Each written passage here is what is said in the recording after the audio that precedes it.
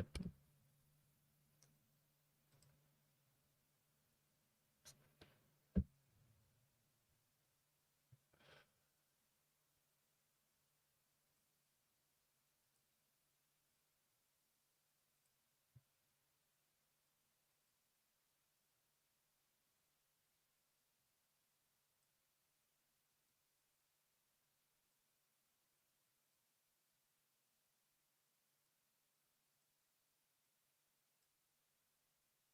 Sup, Pope?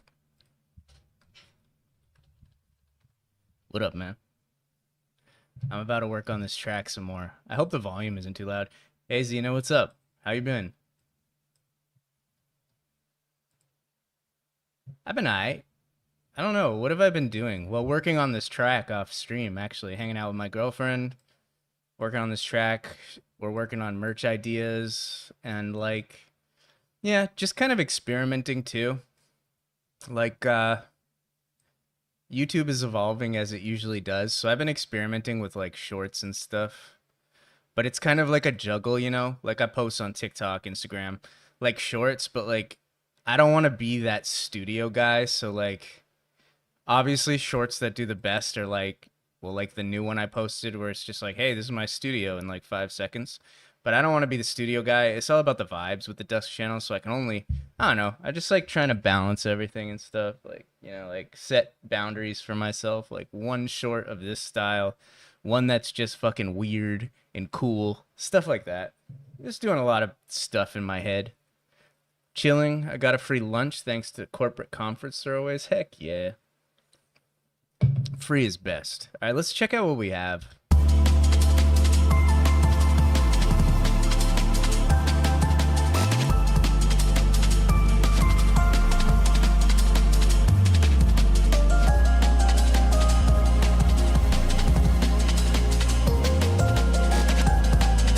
This is the drum patterns, by the way.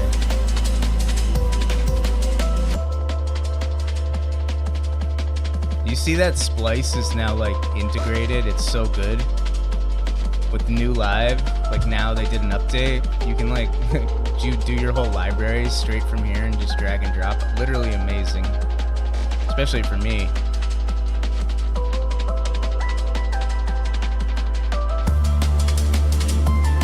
I added some analog to this, by the way, and some hardware synths. Yo, what up, Jerry? How are you?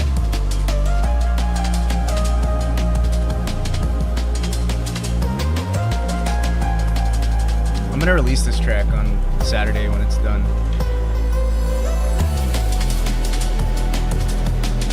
Found my first issue. These are too loud. Like a little too loud, these guys. Let's turn them down a little bit.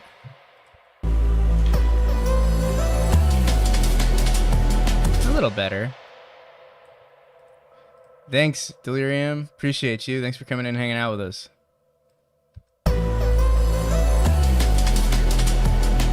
Oh yeah, I was doing some weird thing with like vocals here, and I might not do it, but I might. We'll see. I'll let you guys be the. You guys can be the deciders.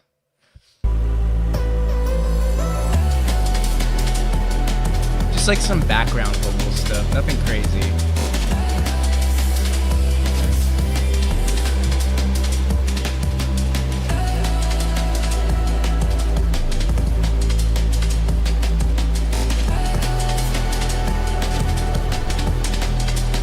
I might take that out.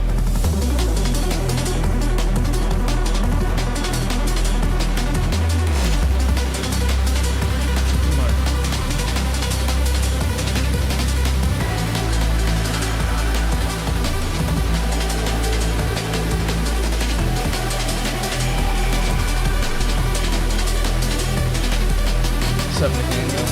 How are you?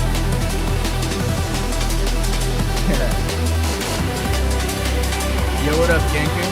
How are you?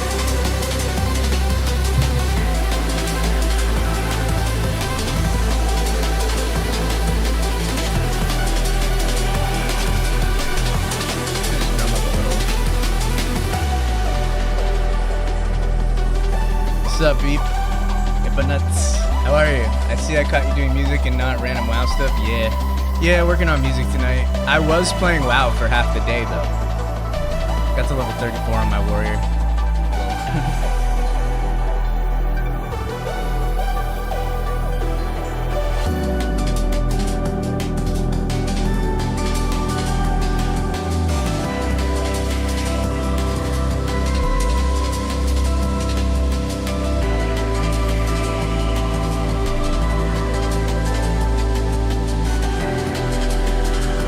I did something kind of cool here, but I gotta mess with these vocals a bit. Where are they? Let me just like these ones I want to turn down a little bit maybe, or like put on a different track and like kind of like tighten them up.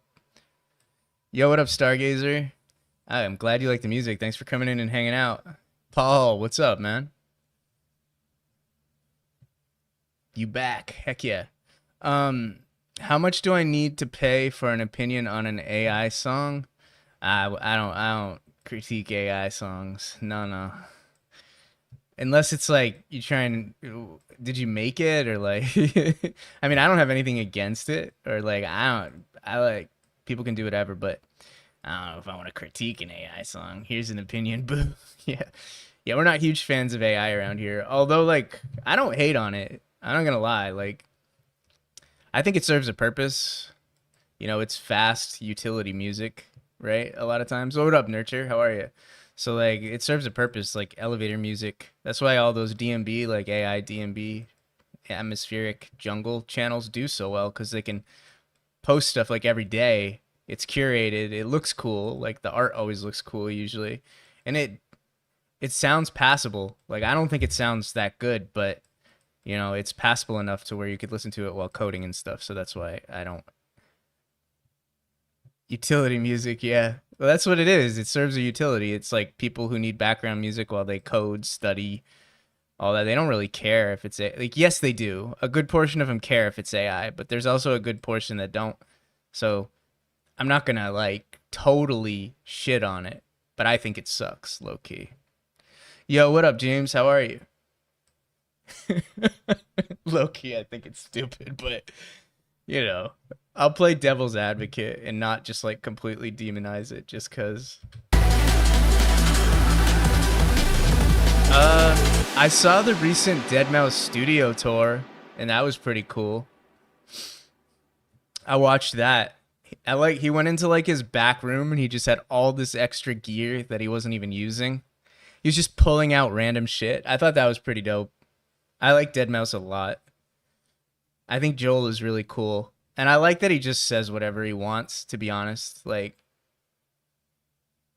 hopefully one day he flames one of my tracks. That would be like a high honor. Get shit on by Deadmau5. That would be...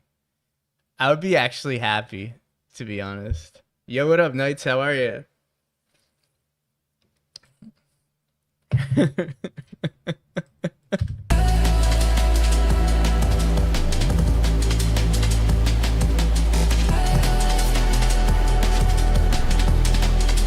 Oh, I feel you. That's cool, Ganker. I'm glad to be able to assist. Yo, what up, Digi? Yo, what up, Sade? How are you? So, I did something I really like here. I also have to do something else. Hold on.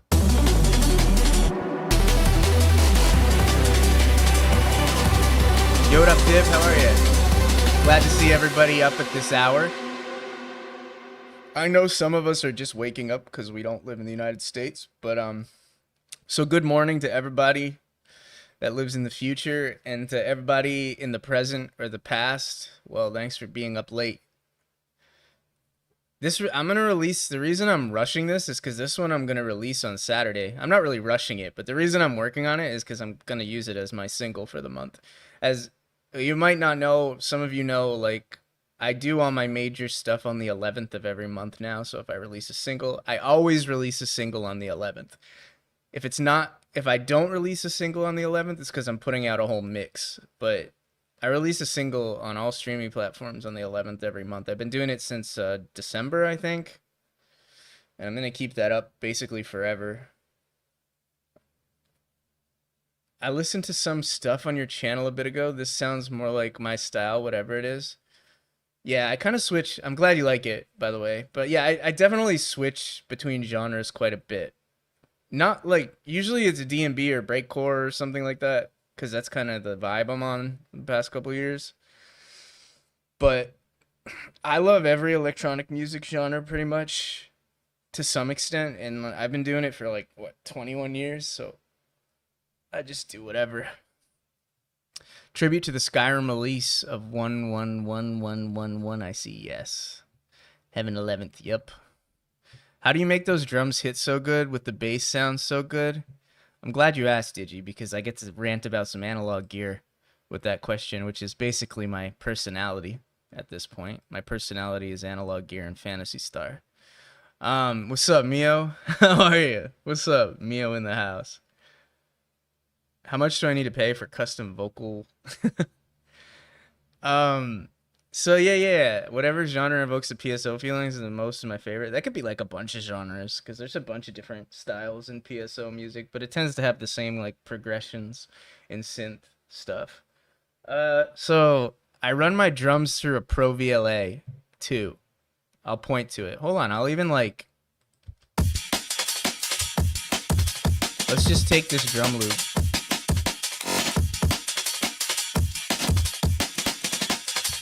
So it's going from Ableton to my drum bus up here, right?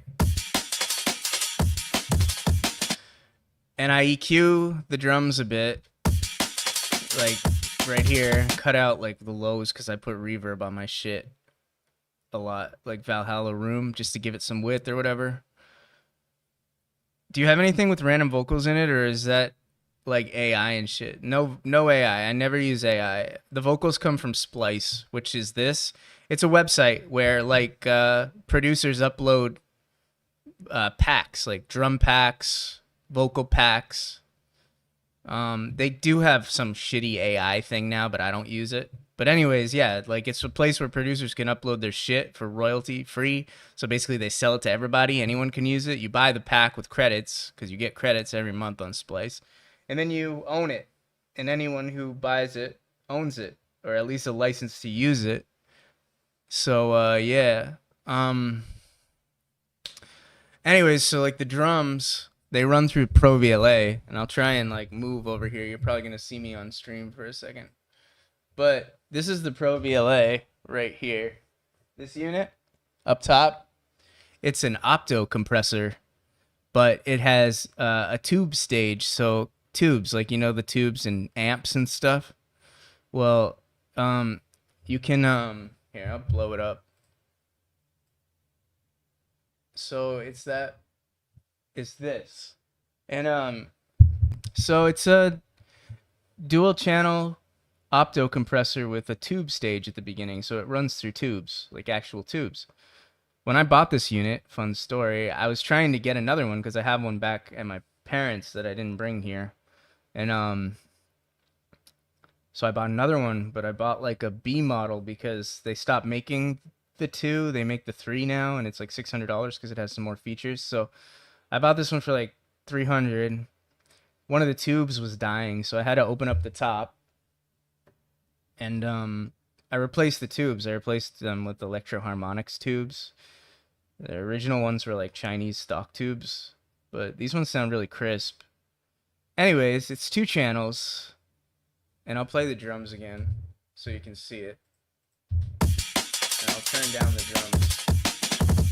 Hopefully you can hear me over the drums. So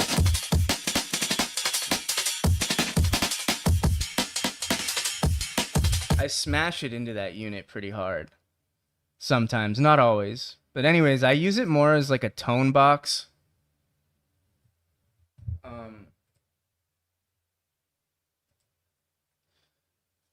I use it more as like a tone box, so less for compression, more for just tone because of the tubes in there. It operates in 2 modes, stereo link, where it's like both channels work as stereo. I don't use it that way. I use it in dual mono mode. So each channel is a mono compressor. the tubes are working independently from each other, and I'm running my stereo drum track with reverb and stuff into this dual mono system. So it instantly first it adds color because it's going to go through the tubes, and it's also just monoing out the signal to two different channels. So it sounds like it's stereo, but it's actually in mono in two channels, which is sort of like stereo because you think, well, it's two different channels, but it acts a little differently than when like a stereo compressor. It centers it kind of, but it still sounds wide. It adds some thickness and just some nice vibe. I'm compressing pretty hard on this track. You can see the gain reduction.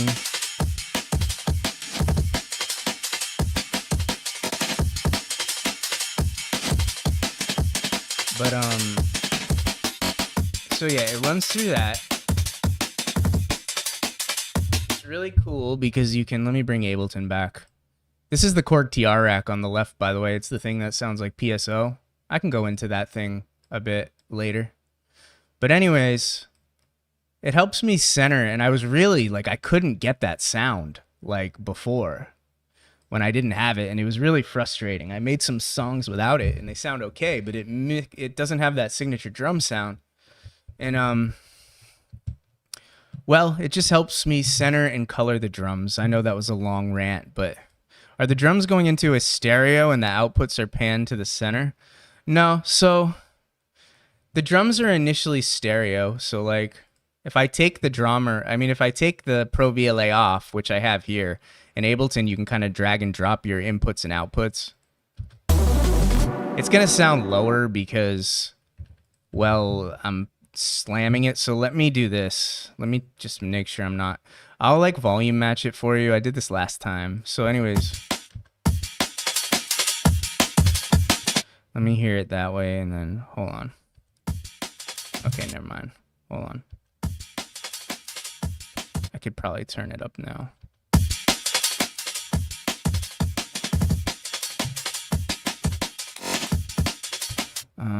I'm just trying to volume match so it doesn't like trick you. It's a little bit way higher. Hold on.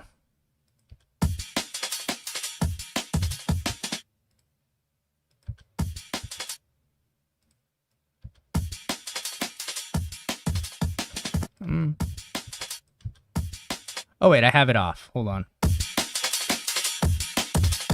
There. You can hear how that sounds, and then yeah, so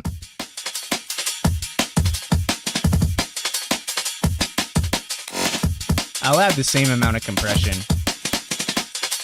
So this is that drum loop through like a VCA compressor, which is what this is. It's a stereo compressor. It's a very fast compressor. You can see I still use it. But anyways, so you hear how the stereo image is sitting a certain way? Like we can even listen to it with the whole track. It's in stereo. It's smearing. But without it, you hear how it adds, like I was talking about, it adds color. You can hear the color difference. It's technically clipping it into those tubes. The tubes are clipping it, it's giving it that kind of like gritty. Heck yeah. I'm glad you can hear it. You can hear the compression going on. I'll even remove this. And then without. Hear how the stereo sits different?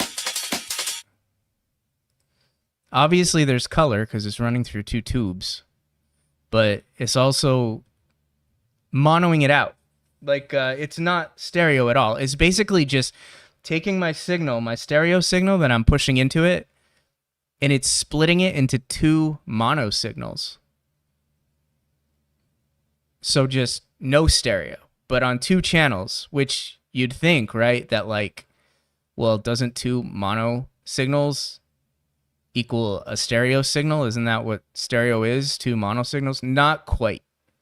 At one point, kind of, yeah, probably, but not quite. Stereo is processed differently than two mono signals. Two mono signals sit completely without stereo almost in their respective channel, left or right. So it sounds stereo because you're hearing two independent mono channels doing their own thing. It makes it sound wider, but it's still a narrow image. And I'm kind of probably fucking this up a little bit. I'm probably not 100% accurate. If a actual audio engineer came in here, they could explain it better. Like, they'd probably be like, yeah, you're kind of right, but that's not actually what's going on. So don't take everything I say 100%. I'm just saying that's kind of what it's doing, and it affects the sound. It does not sound exactly like stereo. So anyways, one more time, I'll play this. That's without it. This is with it. And you can see it moving. And what's up, audio? You can see it moving in the corner there on the top. You can see it compressing.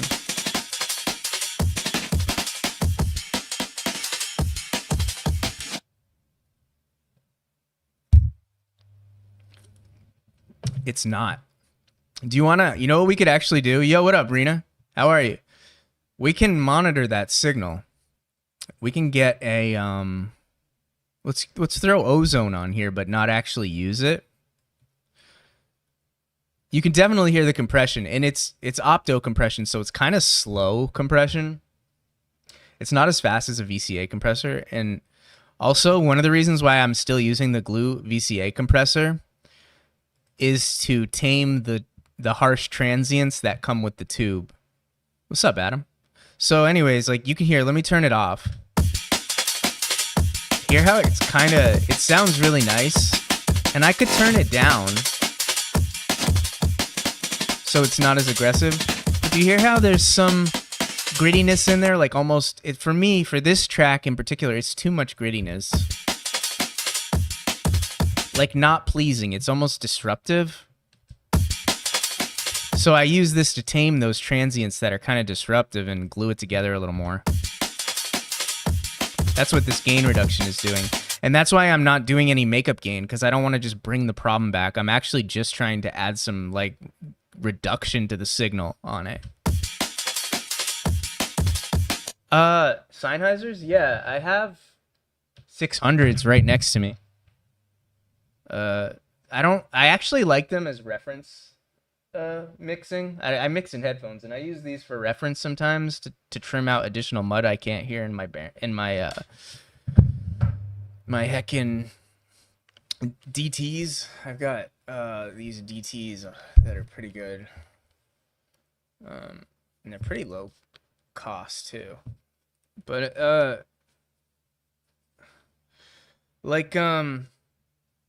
yeah, so let's like monitor the signal real quick, and then we'll get back into actually making music.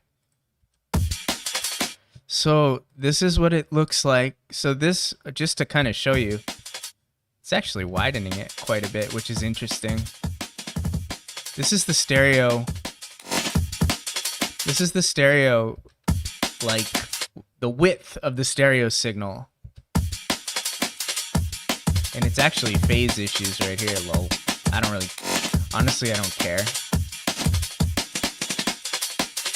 King Seraph, I wish you would make more songs with that same vibe. One day, I'll probably go back. I like to make songs of all different vibes, so chances are I will make one that sounds like it one day. I'm glad you like the song, Adam. Obama phone. How do you do your mix down? Do you wait until the very end to bounce the tracks that go through the hardware? Yeah, I actually... Let me just do this first, and then I'll answer your question. Just remind me. So this is the stereo signal, and then let's look at it with it going through the Pro VLA. See? Look at the difference in the signal. It's not the same. It's still kind of like splashing around like stereo, but it's a completely different looking... It's a completely different... This is why it sits better in the mix. You can see it sitting better in the mix, like right here. It's more precise. You see? Kind of interested to see what it's... This is actually taming all the clipping. Low.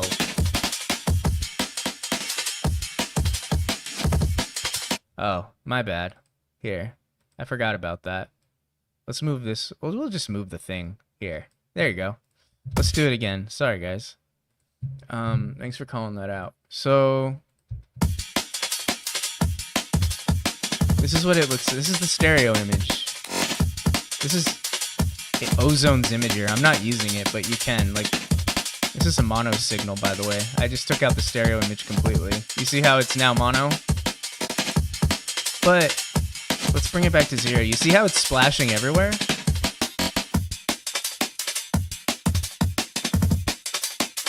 This is without the, it's okay, Epanuts. You don't have to understand it all. Like, I've been doing this for 21 years, so, like, some of it, you know, it just comes with doing it over and over and over again. You don't have to understand it all. But you might hear some of the differences. That's what you really want to look for. Don't really listen to what I'm saying.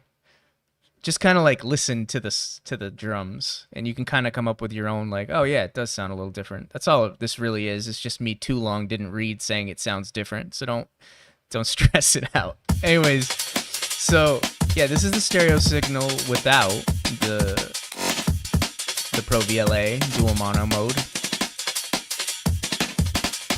Now let's look at the stereo signal when it's running through the Pro VLA, and it's dual monoing it, adding some tube compression. It's narrowing it, but in a very specific way. Ready? Look at how that looks on there. It's much more precise looking, actually. I've never actually done this. It's crazy to see it in real time, but you can actually see it sitting in the mix differently.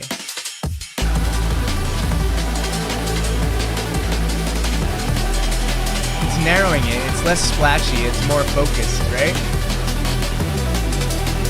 Let's take it off. Hear how it's more everywhere? It's splashing everywhere now. It's not sitting in the mix the way I want it to. And it also lost some color. Let's add the Pro VLA back. You hear what I mean? It's sitting like perfectly now. At least perfect for me, for like what I'm liking. Look at all this gain reduction. That's actually not good at all. Like an audio engineer, like a real one, would be like, what the fuck's up with all this gain reduction, man? I don't know, it just sounds good. It's not enough gain reduction to destroy the movement of the drums, so I don't give a fuck. But like, an actual audio engineer would totally be like, you know, wow, dude, what's going on with that gain reduction? Because really, you're not supposed to be. I mean, you can. I'm slamming it into this thing too.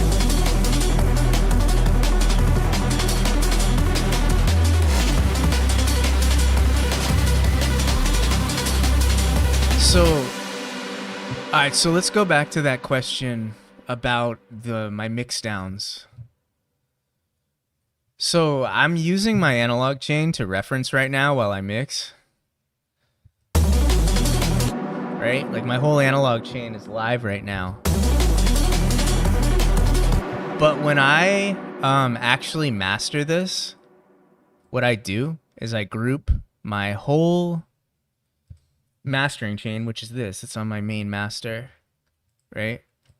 Oops, I didn't group that right.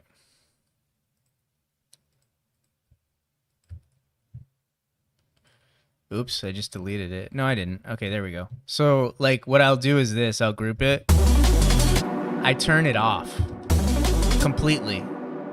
And then I render this out as a WAV file. Like, literally, I render this out as a WAV file. I bring it into another session. I just drop the WAV file into a single audio track. I bring my mastering channel, my chain back, and I master it for real. Because my mastering chain is going to handle like a million different channels being thrown at it. It's gonna handle that. My SSL Fusion, my compressor, everything. It handles a million of these channels being thrown at it differently than it does. I mean, it all goes into the main first and then the chain. So like theoretically, no. But I say that it sums it differently than just taking it as a whole WAV file and then mastering it. I master it like an actual mastering engineer, which I'm not. And I would never master anyone else's material unless it was a friend who just wanted my vibe or something. But like, I master the actual WAV file. It's just a more precise way to master, and I think that's what most mastering engineers do. They're rarely going to say, give me your project file, and I'm going to master it through this, you know? Thanks. Appreciate that, Ganker. I got some stuff for sure over the years. I got a lot of stuff. All right, so I think one cool thing that I was like doing that I did in this track that I might do some more, but not always. But like, you hear how the energy builds here? Let's just listen to it. I'm not a master sound engineer. I've just found my own way of doing things.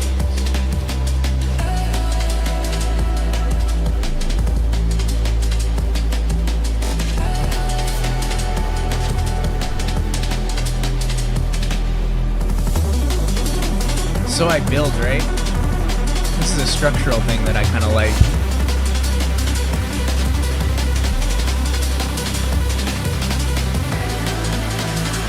That's really all I care about. Does it sound good?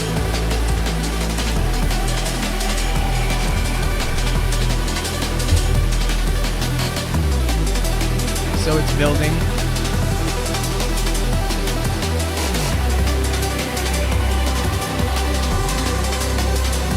Doing some virtual self-inspired stuff right now. I'm just gonna call that out. Like I was literally thinking of virtual self while making this part. And then, wait, I have it on loop. Anyways, it goes into this breakdown, right? So we build.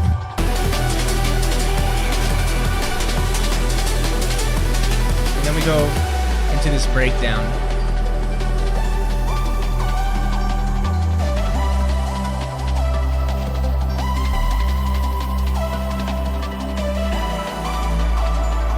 I'm gonna take this out here, except for this little suction-y thing at the way end. I'll keep that.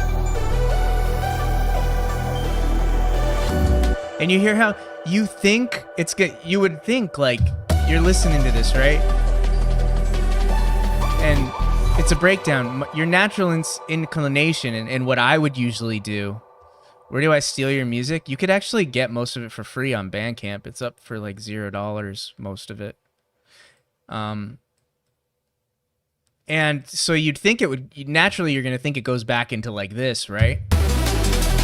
Like you're going to slam it harder when you come back. You give them the breakdown.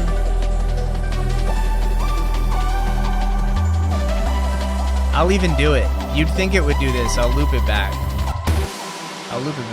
So you think it's going to go like, what the fuck is this called? I guess like breakcore, jungle, DMB. Probably more breakcore for this track. Maybe breakcore, I guess. Anyways, my first thought would be to go back into this big part, but like even bigger, right? Like this. Right? That's what you think. Brocore, yeah.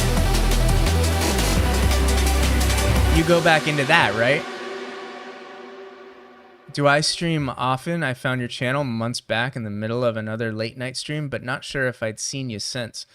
I do stream pretty often now that I'm set up. I would say at least once a week. It's just so random because I'm ADHD. I don't have my shit together. I have my shit together, but I don't. That's how I describe it. I'm a very motivated and goal-oriented person, but I have ADHD, and my whole philosophy is called organized chaos. And that's literally, organized chaos for me is literally just, I have these goals. I do things every day to reach those goals, but the chaos every day, I just do whatever feels like the thing I want to do, and it all goes towards that goal. That's my organized chaos. That's how I get shit done. I'm so relatable. Thank you. I'm glad I'm relatable. But anyways, part of that organized chaos, the double-edged sword is like I don't have a stream schedule. I just go live when I can. So my goal for the week is I need to get at least one stream in for the week so I can connect with everybody and touch base. But I don't know when that's going to be. It just has to happen. If it's 2 streams, if it's 3 streams, even better. The relatable rich guy, lol. So anyways, like you'd think it would go back into the hard part that we just did, and I would think that I would do that, and I was initially going to do that, but I didn't, and I'll show you how I did it. I did like a anti-drop is what I call it.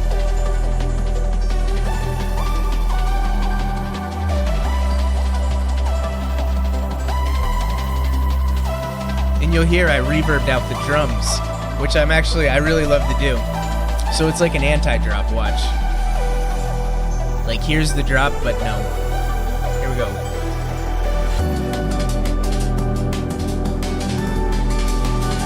It's actually calmer, but it's more instrumental, orchestral-ish.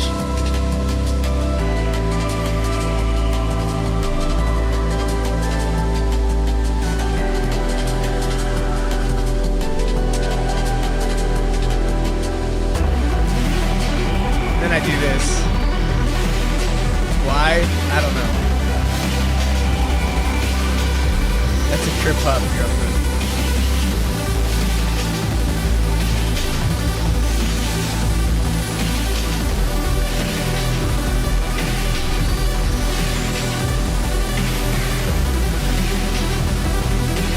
Turn up this.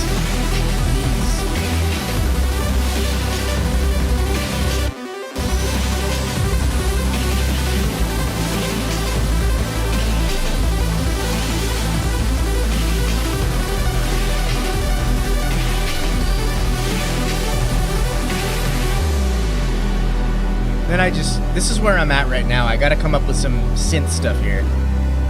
Just like some coolness.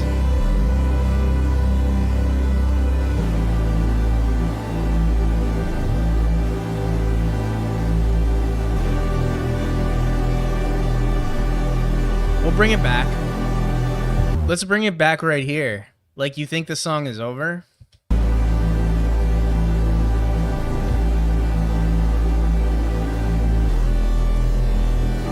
Well, let's take out the bass completely if we're gonna do that. So we'll do this, right?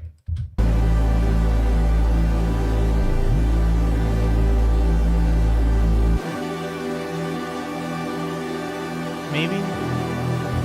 Yeah, we'll keep the high end of it. And we'll do some kind of a thing, and then we'll go, where's the...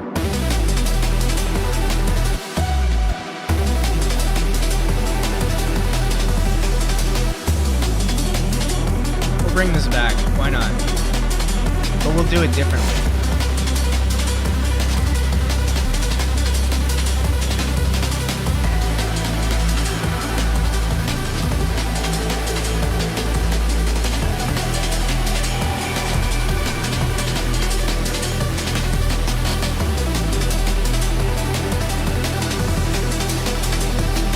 What I'll do is I'll just layer in a new synth.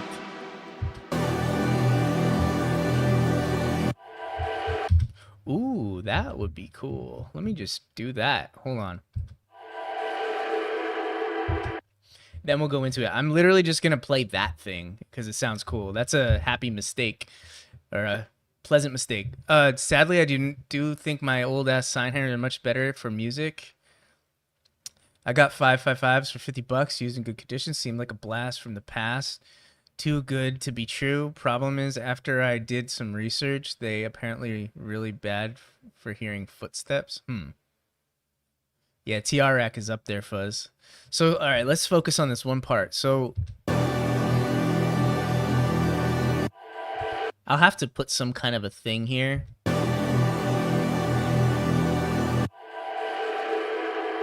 I'll figure it out. I'll do like some weird fill there so that like it doesn't sound so jarring. But then we should just go.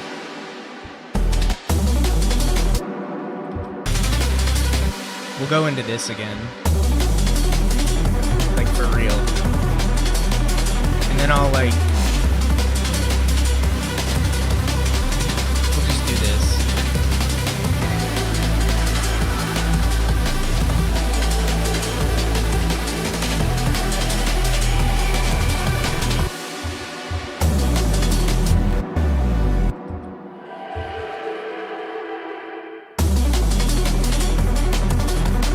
Gotta build this more, so let's use the this is fine, but what we're gonna do is this. So what do we have here?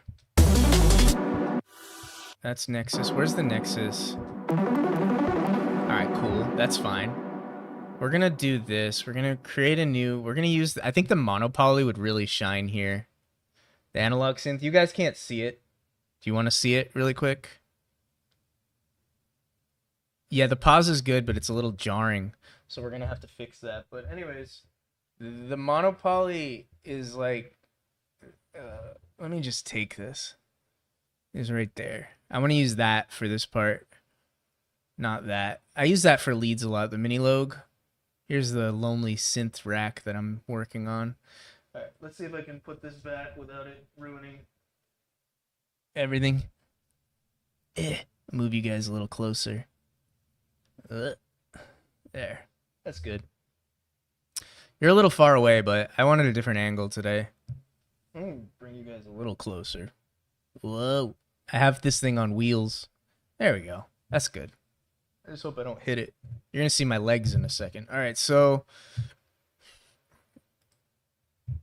yeah, I'm probably going to do a drum fill, to be honest, or something. How much was your entire setup? I don't know. Probably like $6-7 grand, maybe $8 grand.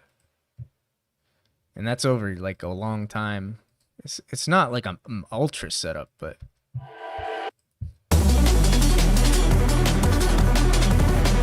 now for real, we need this. So I'm gonna drop in an instrument, external instrument. So we're gonna do the monopoly. Hopefully this shit works today. I have a new MIDI system, and it's really good compared to my old M Audio bullshit. It's on the top. It's what you can't actually see it. It's called the Mio XL. The thing is awesome. It can actually work over Ethernet. I don't have it set up that way yet. I have it on USB, but I'm going to eventually have it on Ethernet. So anyways, okay, I gotta stand up and I want to put an arpeggiator on this thing. I don't want to use the built-in arpeggiator because it's going to be out of sync. Let's do this. Where's my...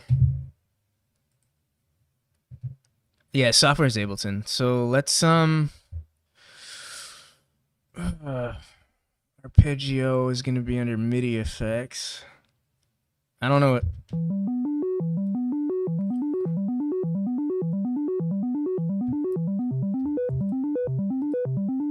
okay.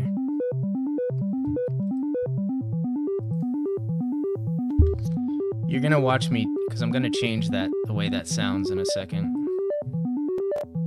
Like a lot. I gotta use the restroom actually, so you guys can listen to it from the beginning and then tell me what you think. The beginning is totally different, and I don't know if I like that, but it kind of works.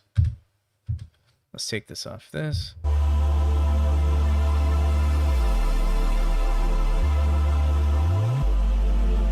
be right back. Yeah, I'm happy that everybody's inspired. That makes me feel really good.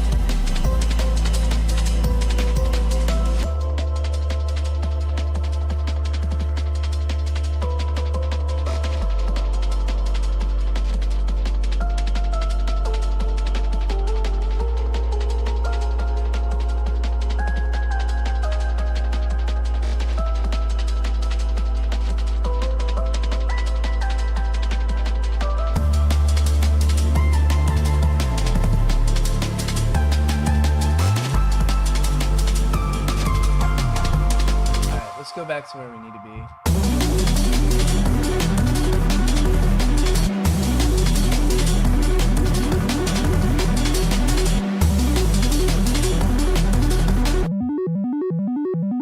I'm gonna change the hell out of this thing. If I can get over there, I gotta get around the setup. You guys are just gonna see my legs. Sorry about that. But I'm messing with the monopoly. Unison mode is fine. Let's turn up this thing. Sorry, I know you guys can't hear me when I move, but now I can actually move this mic close. So anyways, I'm gonna mess with the oscillators on this thing because it has 4. I'm turning them up right now. I'm gonna use like all of them.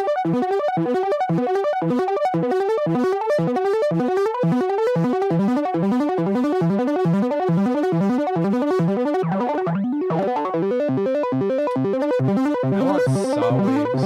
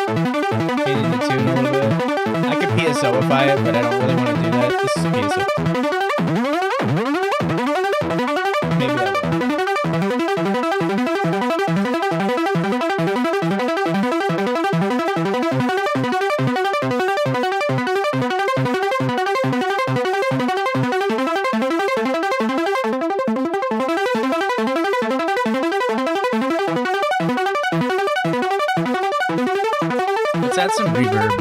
So because this is a mono synth, so it's a mono signal right now. Yo, what's up, Blitz? Moving again here.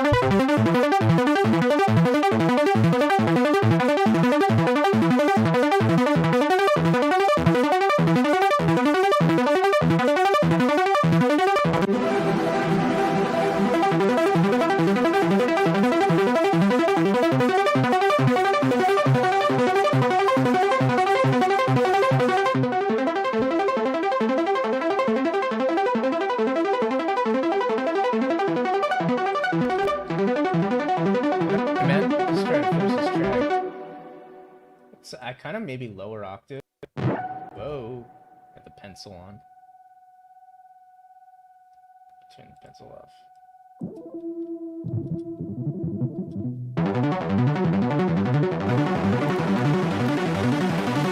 Let's blend it together.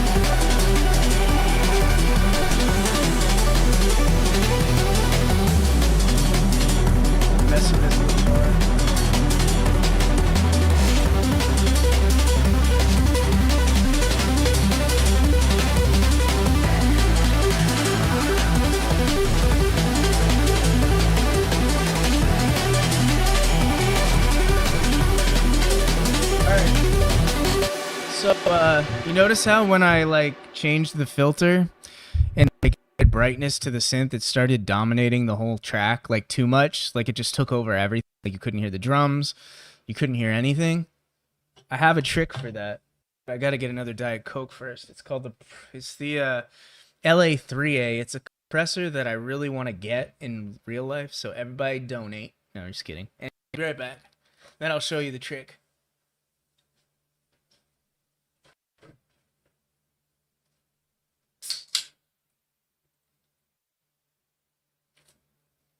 All right.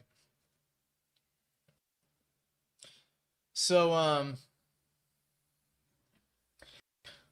when I mess with the filter and add more frequency to it and make it brighter to like, like a Rise in a Trance song or something, the crack.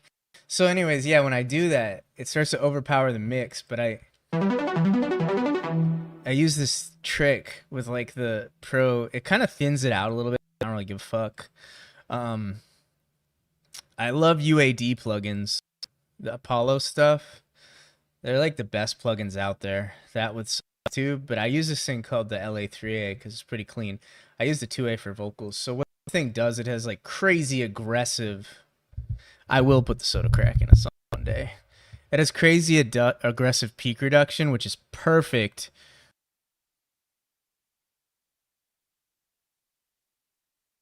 Doesn't dominate the mix. It's gonna push it back down. So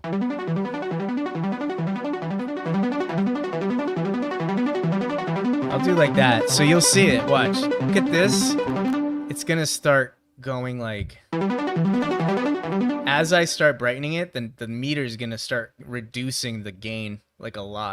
I'll do it without anything in there. I'm gonna go back to the machine.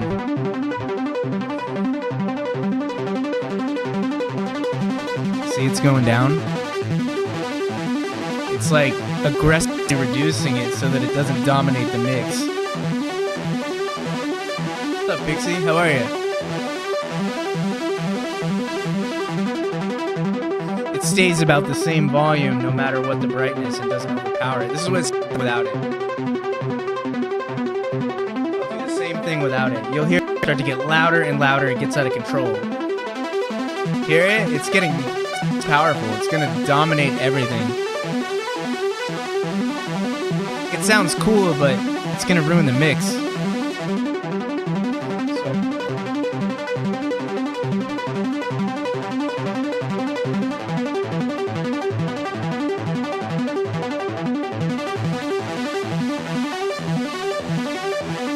It's a cool little trick.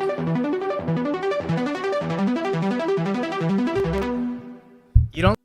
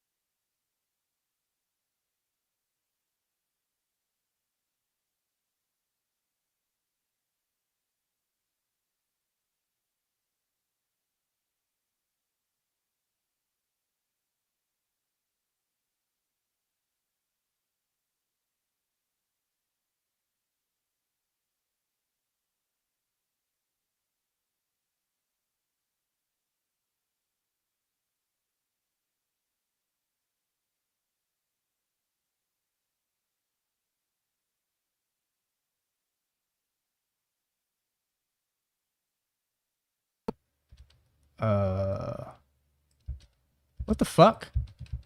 Really?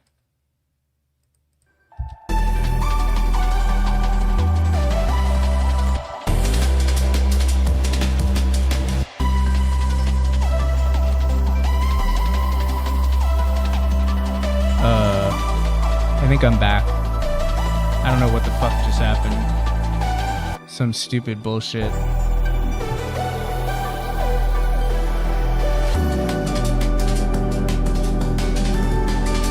Where was I?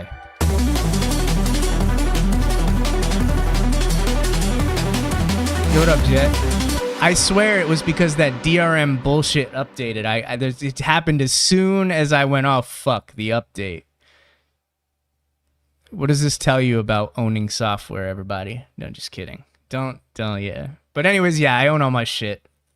Proof is in the stupid DRM fucking programs that are updating all the time.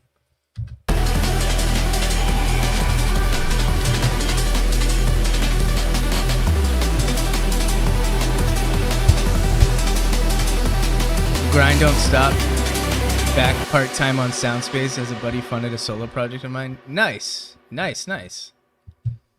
Heck yeah, man. Do you want another song? Do you want a third song? I know that one was like the last song. I forgot. One of them was like too long. I could probably just shorten the track. I forgot what one it was. It was like fucking your favorite one, wasn't it? Why don't I just shorten the track and give you an MP3 of like the shortened track?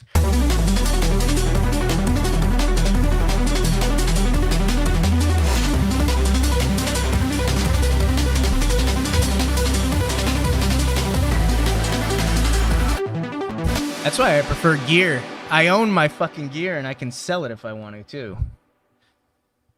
But obviously it's not practical to just use gear. Not in modern day. You need the surgical bullshit. But I try not to get too many plugins, lol. I know it looks like I have a lot. All of these plugins I got on sale. Like this LA2A, I probably brought it for fucking $20 to $30. or like in a bundle for like, $50 for 4 plugins. There's sales all the time. The only things that never go on sale, Fab Filter never goes on sale. You just have to eat the cost. And Softtube, they have sales, but they're barely sales. But I love Softtube. But usually that's why I don't have many Softtube plugins. They're expensive as shit, man. But you can buy In Before Men in Black from Art, bust in, and pull your Pro VLA off from the rack, lol. So, like, yeah, the Pro VLA, though, that's like a $400 unit, and then you can change the tubes. It's super easy. You just unscrew the top. Just make sure that you, like, let it discharge first, or else you'll get electrocuted. Like, when you unplug it, don't just get inside the unit, because tubes, like, yeah, they can hold some power. So you gotta wait, like, 20 minutes.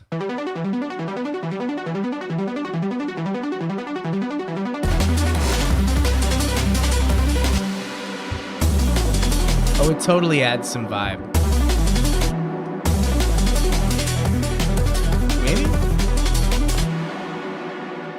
Maybe we'll do this. Add some like kind of width to it. We're gonna take this out here. This one's gonna go this way. This one's gonna go this way.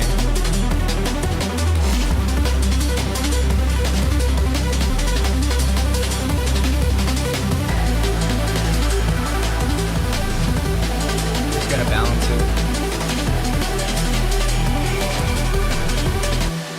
Turn it down.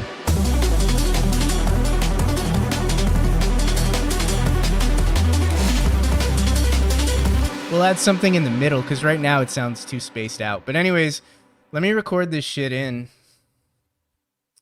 Yo, what up, Doom? Master Meat. Prince, I wonder just how much can you get away with using only free cheap plugins? Realistically, probably a lot, because I already have some analog instruments, but still. You realistically can make a track with anything. You know, there are so many resources. Obviously, like, if you buy really good plugins, it makes it easier. But, like, I've heard really good songs made with just, like, free software, like trackers and stuff. So, like, I mean, sometimes limitations actually create better music, too. So, don't let the price tag of some of this bullshit, like these plugins and stuff, don't let it intimidate you. Like, oh, I can't make anything good until I get this, this, and this. Don't worry about that. Just, like, use what you have and, like, you know, just do it. Just do it.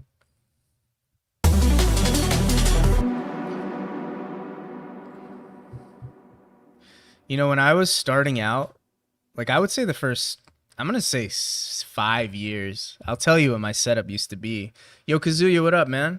So, like, my setup back in the day, let's go back to 2008, 2009, when I was, like, fucking 21, 22. So,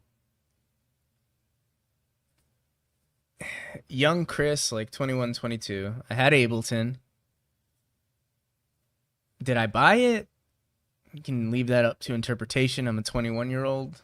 I'm not going to say yes or no, but anyways, I had Ableton, I had like Isotope and some other stuff, but my setup, my home setup was an HP laptop that I got for Christmas from my mom and dad.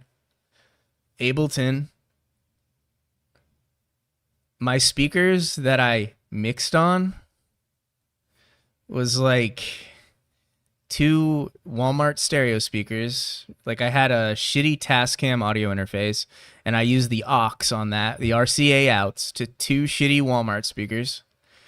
And I would just mix on those, like 2 stereo speakers from like some. I probably took the stereo from my sister and just like took this, just auxed into the fucking Walmart stereo and just had the 2 speakers. You remember those old like boombox type stereos, CD players you could get from Walmart for like $40, $50? That's what I used. I just auxed into it from my audio interface and just used those.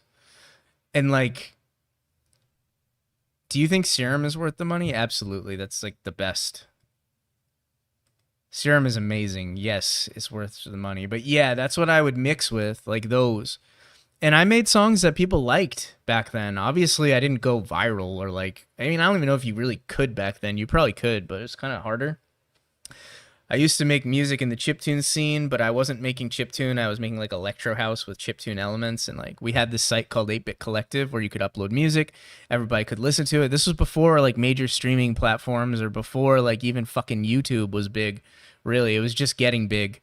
It was kind of big, but you know, 2008, 2009.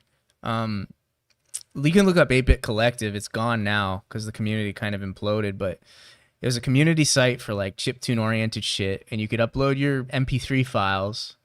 And I don't think you could upload WAV. I think you could only do MP3. It would show up on the front page. So like you post a song, it shows up on the front page. Everyone can see it on the front page. You can like and comment, just like SoundCloud or something.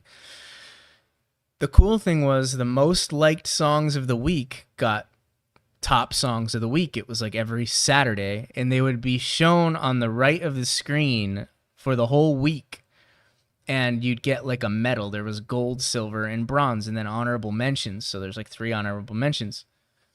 You could be just posted there, and of course everybody's going to click on those because it's like, oh, what's the best song of the week? So I got on there a few times, actually. I was really proud of it. In fact, on 8-Bit Collective, I'm not trying to flex, and yo, what's up, Ember? I think I have the 2nd or 3rd most liked song ever. It was called Fake Bit Much. You can look it up right now. Just look up Misfit Chris Fake Bit Much and you'll see. I'm not playing it on stream because I'll get fucking copyright striked by, not copyright striked, but my feed will get all fucked up. My old label will take credit for the whole fucking video, so I ain't doing that. But like, yeah, just look up that. So that song, I made it in the exact way I just described. So, and it did pretty well. So like, don't let price tags on shit discourage you, because I was just a college kid, had no fucking clue what I was doing. I would just throw Isotope Ozone or some shit on the master. I would just make music, and that's what we all did. A lot of us did that back then, and there was a lot of great music that was made. Fake Bit Much. Fake Bit is like, if I'm gonna go into it, but I just gotta listen to this for a second, and then I'll go back. Fake Bit is like fake 8-bit. So there's like purist 8-bit and then fake bit, which is like using Ableton to make chiptune. So I made like a satire song called Fake Bit Much. And it was basically just making fun of everybody for being like purists. It did well. It was kind of like a meme song.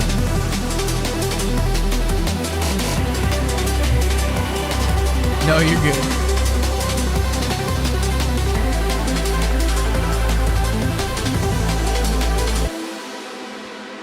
Fake Bit's not trackers. No, it's like using Ableton to make a chiptune. So like square waves and stuff, but it's not really authentic chiptune.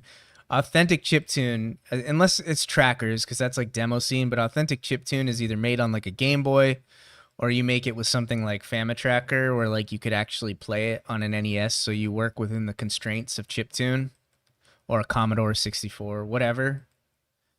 You could use something like Famitracker, or you could use something, this is where it gets crazier, and you could look it up if you want, or even try it. There's something called MML, which is how like, and you could tell that I was in the chiptune scene because I've got the fucking rants on this shit, but like you could use something called MML, which this dude Rushjet was really good. He used to do it in MML, and all that is basically like you literally code the music in like, I don't know if it was Notepad, and then you run it through like a Nintendo, you turn it into a Nintendo sound file. I forgot exactly how it was done, but you program your music, so you notate it out in MML, music markup language, I don't fucking know, something like that. And then you feed it, you turn it into an NSF file, and you feed it to the Nintendo, and then it knows, because the Nintendo only has, basically on the cartridge, there's a chip. And on that chip, there's like 4 channels on the 2XAA chip. I think it's 2XAA is the original chip for the Nintendo. The first one, they kind of iterated that and knew as the cartridges got more advanced, they had like, I forgot what the second iteration was, but it was like 5 channels. So you get 5 channels. And then they did like VRC6, which has like a pulse width channel And then there's VRC7, which has frequency modulation channel, and the other ones. Yeah, 2A something. So like, anyways, you work within the limitations to make the song is like true chiptune. So, or like at least like if Nintendo stuff like that. So you'd get two pulse channels, pulse with whatever pulse channels, right? We'll just say that they're pulse channels. Square wave. It's not really a saw wave. It's just two square wave channels, but you can modulate the square with code. I could do it for you guys, but I got to finish this track. I could show you exactly. I could actually make a song doing it, but one day I'll do it. But anyways, yeah, you get two square channels, one triangle channel, and a noise channel, the DPCM channel, which is like the noise. It's like the sample channel on the chip. It's very low quality samples. Actually, no, DPCM and noise channel. So there's two square. Sorry, I'm remembering as I go back to that time that I was doing this, but two square triangle noise channel, which is literally a noise. It's just a noise channel. So white noise that you can manipulate. And then the DPCM channel, which is where you upload like a sample, right? So a kick, you could do a kick or a snare on that sample. You could only do one sound at a time. So you could load up like 6, 7, 8 little samples, DPCM, and then like kind of program them to be like a drum beat or whatever. Anyways, yeah, or that's like, you remember like the old Nintendo, like you could hear sometimes like a Ninja Turtles game, you would hear like an actual sample and it sounded super low quality, low bitrate as hell. That is a DPCM sample.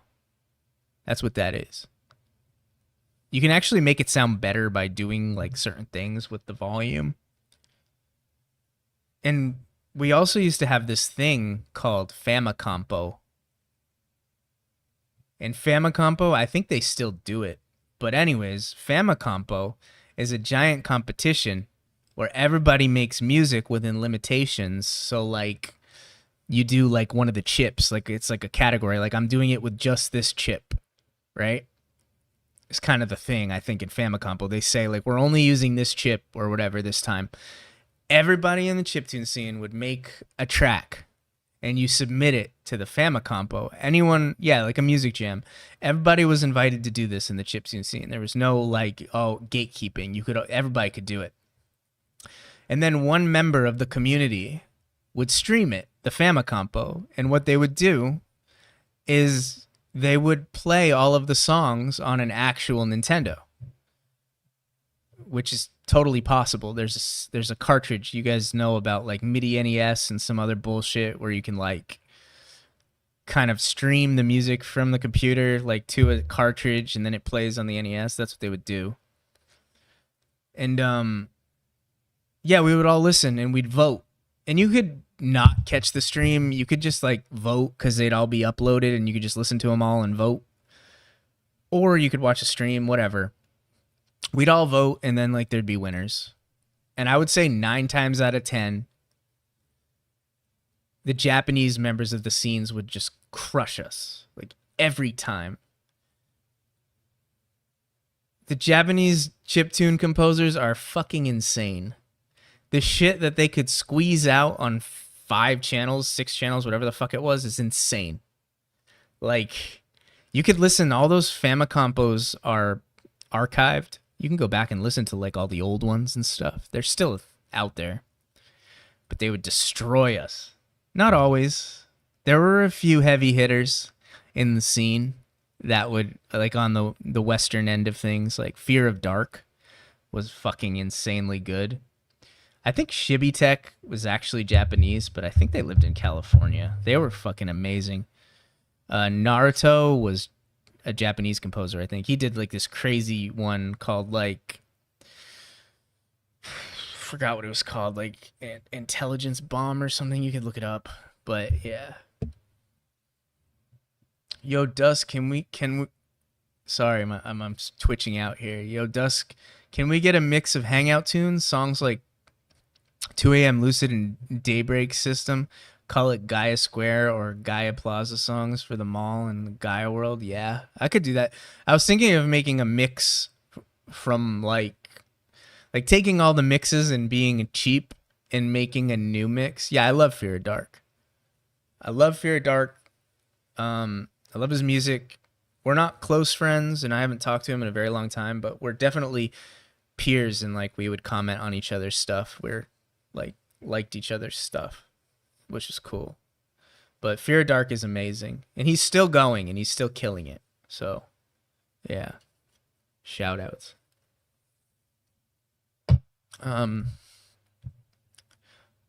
How do you keep rhythm in tracks? That's the hardest part from my ADH is way too.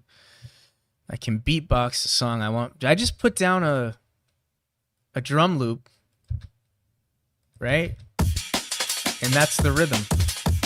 And then I cut it up and shit. I base everything on that for rhythm.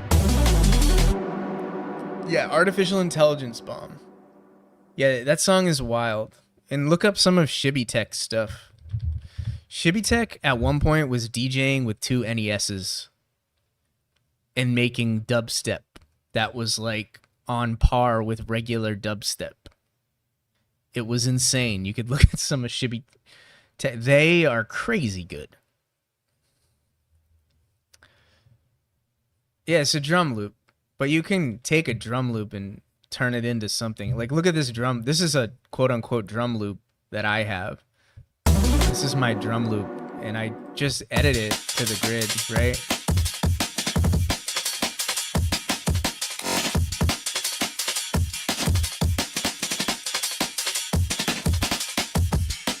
Like, I made all these cuts.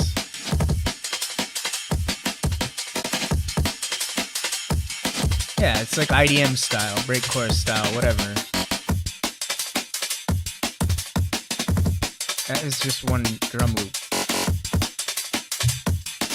Let me zoom out. It's going too fast. It's relaxing. You can go in and cut the shit and make it cool.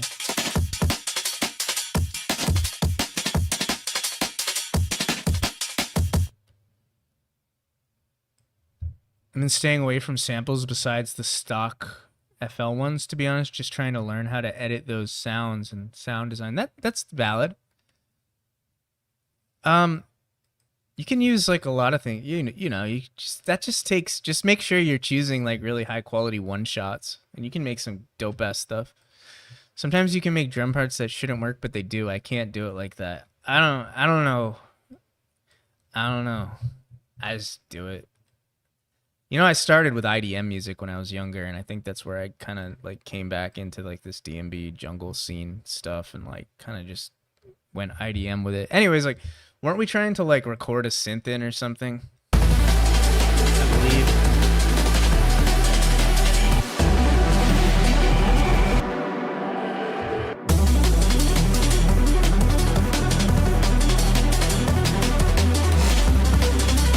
Yeah, this thing.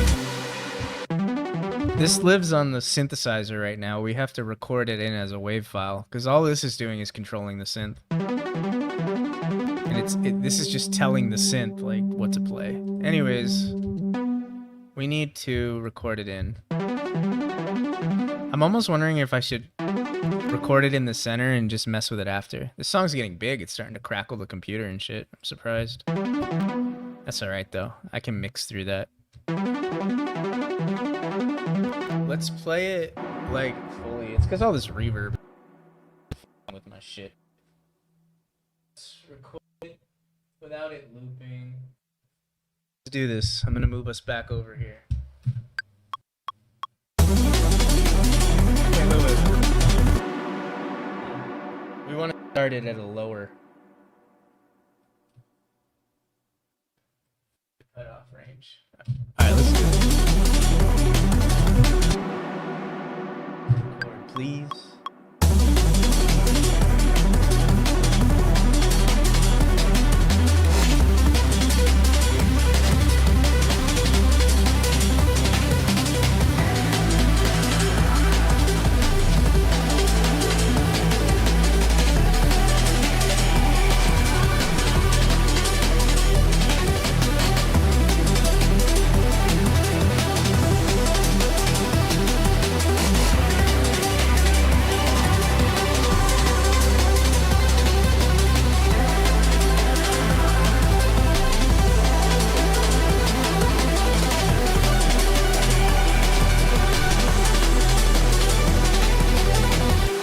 kind of cool. I just fucked with the knobs. I love these live sessions. Get to vibe with everybody, but also see your creative process at the same time. Yeah, that's definitely, I'm glad you like them.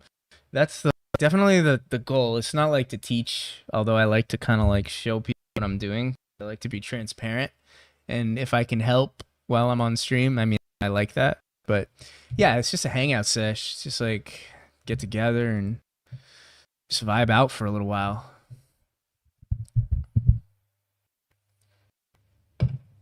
All right, let's listen to what we did.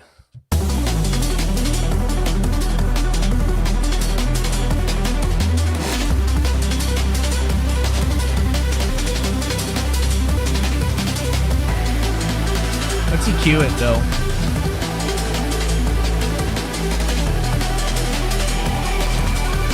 We gotta EQ it. It's taking up a lot.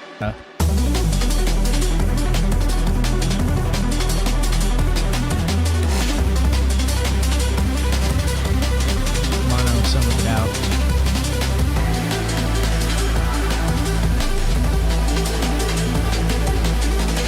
I'm glad you like them, Prince.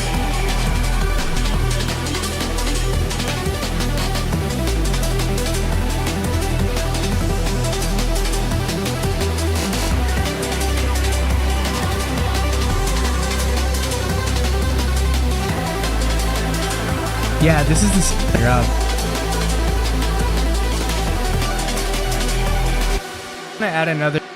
Unfortunately, I want to add just one more taming session, which is kind of too much, but we'll do it.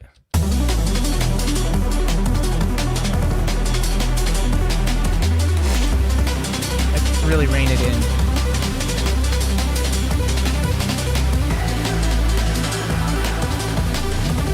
Maybe that's too much.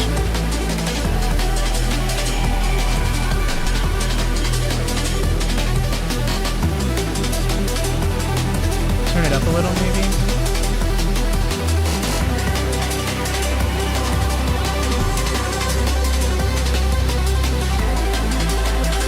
I'm gonna add one more layer.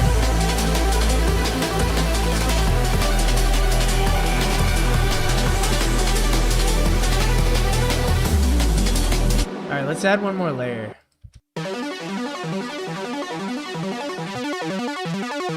We'll make it completely mono. Let's mess with the synth more. It's gonna be a completely mono layer just to give it some body. Maybe even less oscillators.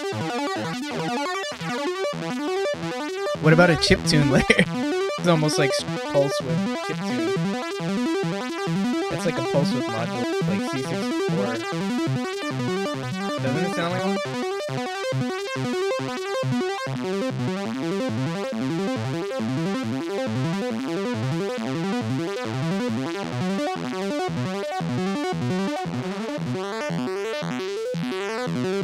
Speaking of fake bit,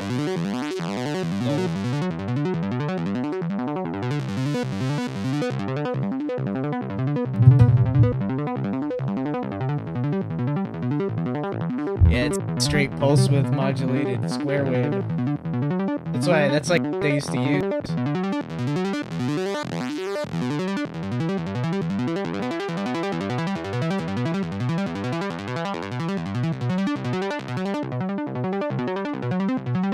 Actually sounds kind of cool.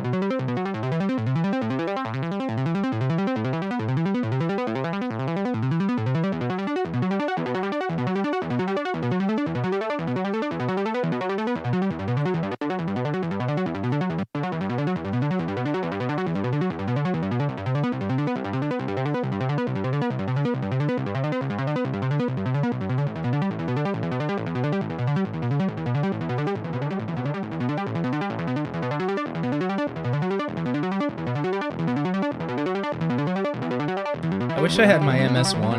That'd be a cool thing to add here, but alas, I do not.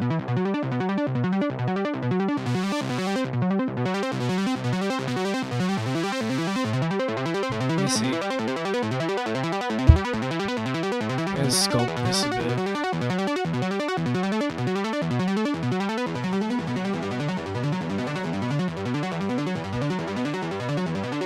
Let's actually take it out of the...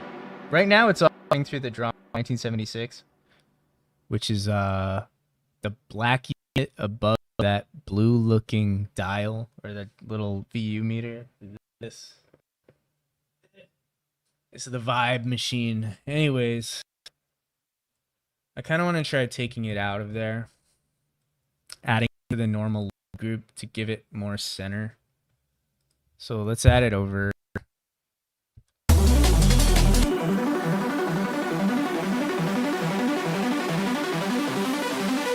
Let's add it here to this group.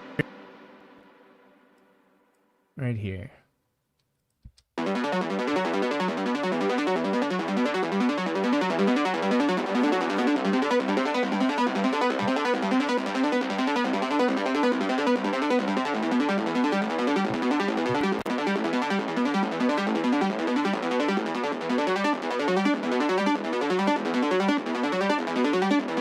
It'd be cool to add some distortion to it. I'm gonna try it. This is gonna sound loud. Just beware.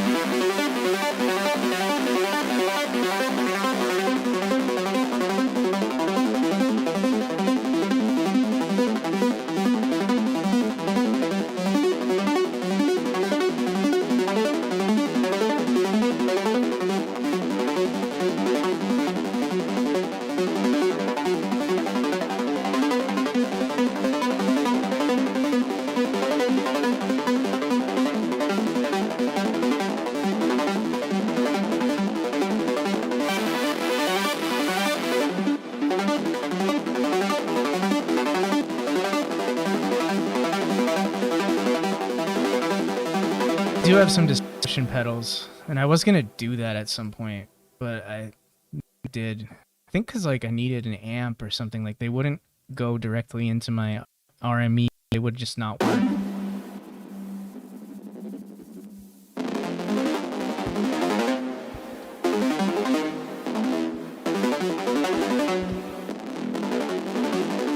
I'm gonna try something.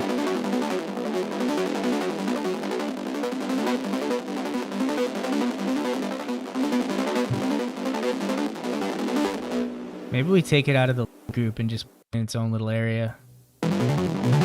Yeah. You kind of, you know. Modern Warfare 2 servers? No.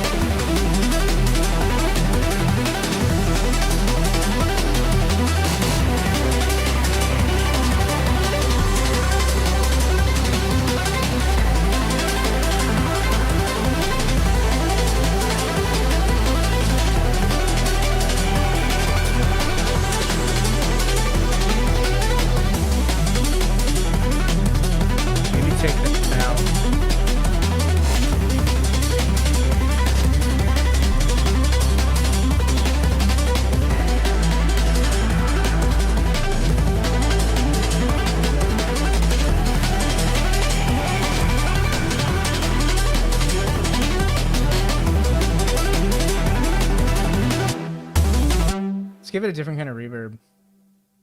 Maybe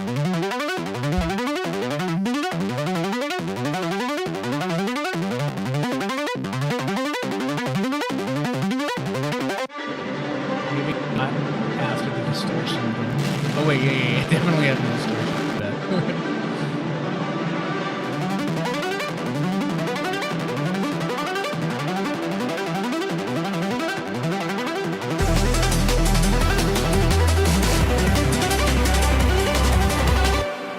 I need to rein shit in because yeah, I want the... All right, so I'm just gonna record it and then I'm gonna rein it in because it's really just, these leads are cool but they're overpowering the whole mix, so like I need to really rein them in. But instead of trying to do it right away while I'm in it, let's just do it like this. So anyways, let's do it.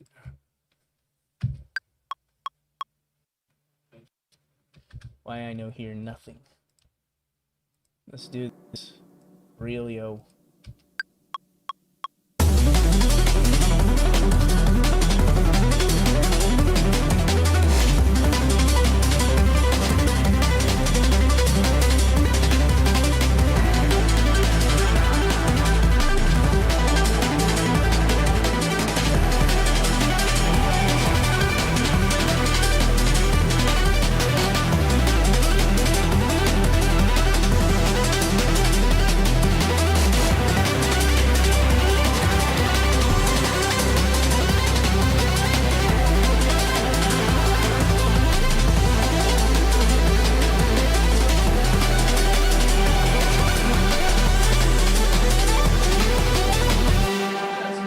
That'll work.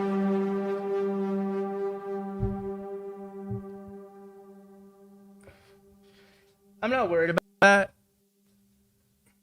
You're cutting out sometimes. It's probably from that stupid update. This happens sometimes. Anyways, let me know if it goes away or not. But I'm gonna keep a pause for a little longer, and if it keeps going, then I'll find a fix. Yeah, every time there's like a weird sound update or something, shit gets weird. Here, this is what we'll do. I'll save, I'll stop the stream, but the stream's gonna keep going. Let's do the little trick where we completely stop, get rid of OBS, and then come right back in. Hold up. Let's see if we can fix it. Like, close the file. Updating sound driver shit in the middle of a session usually fucks OBS up. We've seen this before for those of us who have been here a few times. All right, I'm going to stop streaming, but don't go away because I'm going to reset.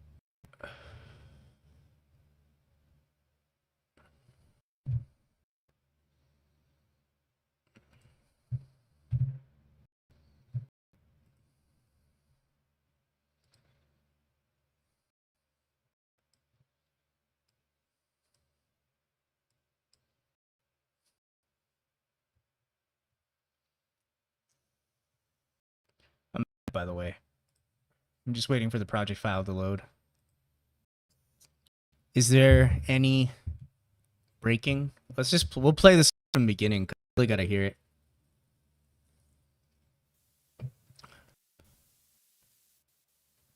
Yeah, we back. Let's play it from the beginning. Let me know if you hear any cutouts. You're gonna hear some crackling a little bit, but it shouldn't drop out completely. You'll hear some crackling because, well, I got a lot going on in this file, so it's like, you know, hurting the CPU while streaming and stuff. That's normal. We can work through that, but we don't want to hear complete dropouts. So let's listen. Wait.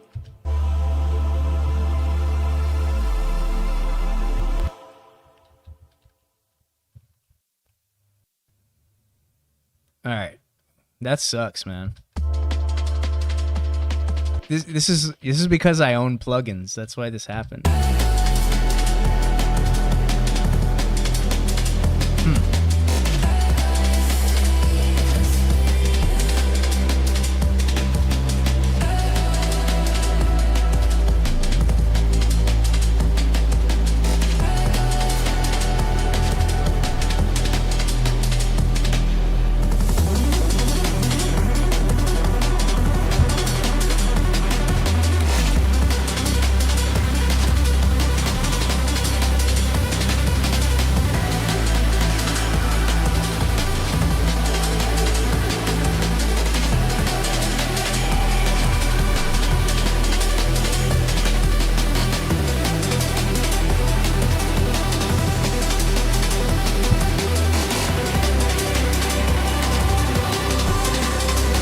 So the music is good, but is my mic still out?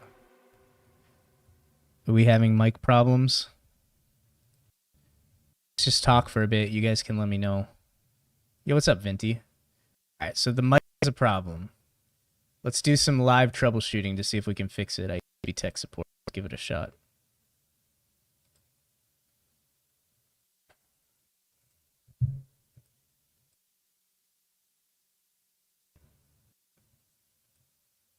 Is the mic still cutting out?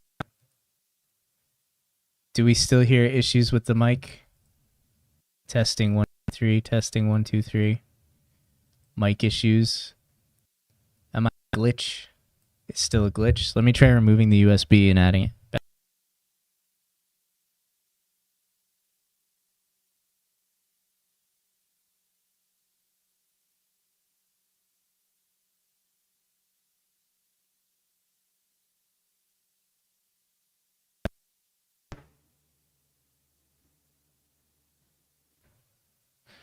Is it still doing it? I just reset the USB. Are we still having issues? Is it still... Am I a glitch? Am I a glitch of a glitch?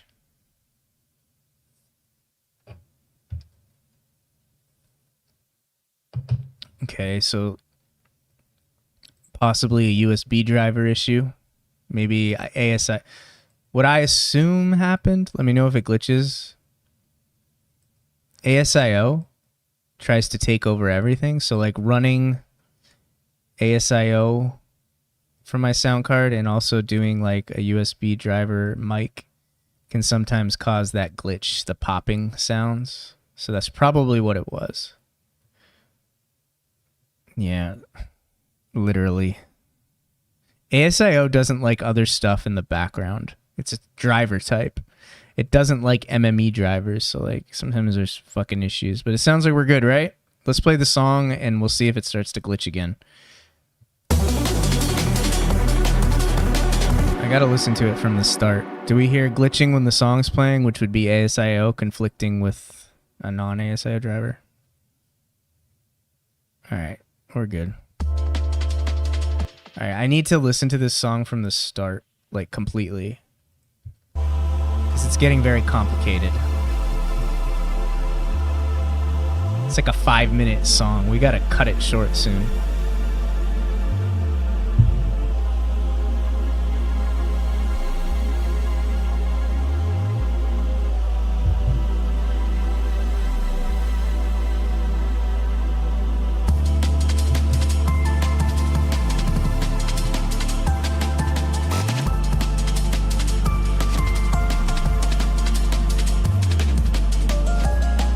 Listening.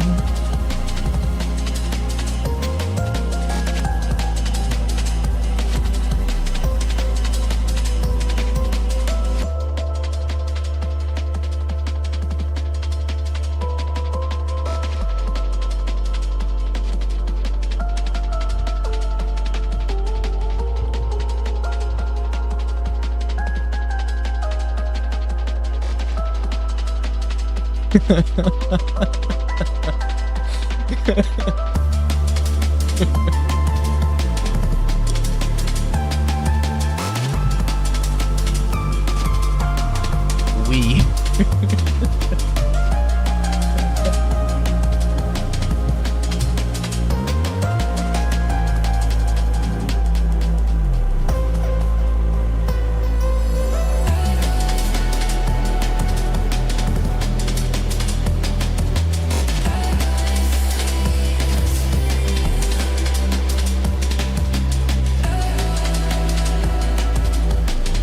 You know what?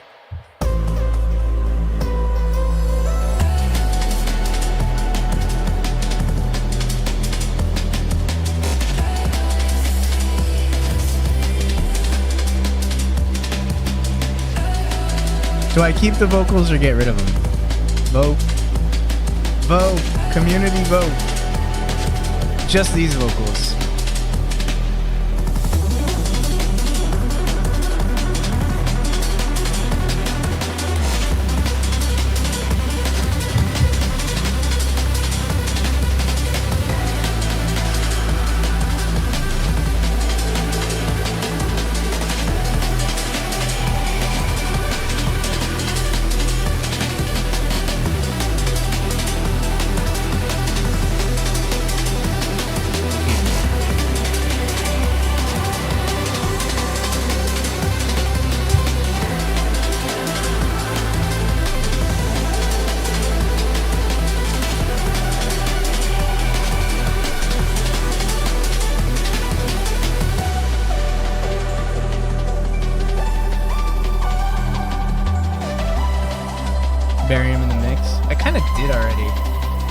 see.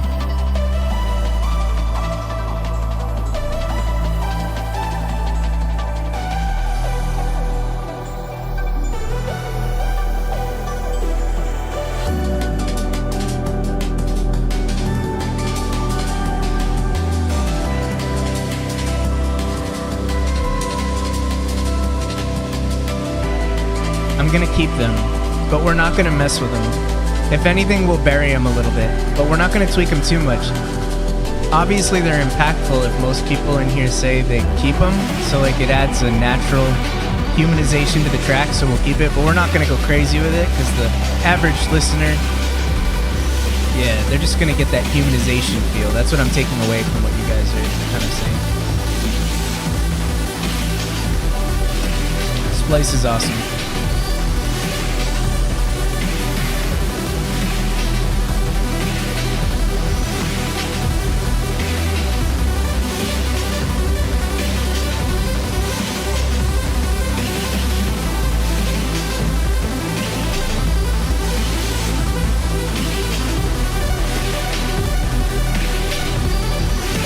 All right, here's an interesting one.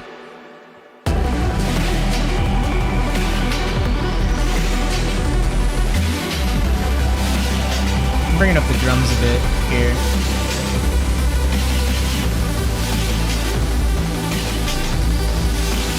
Industrial.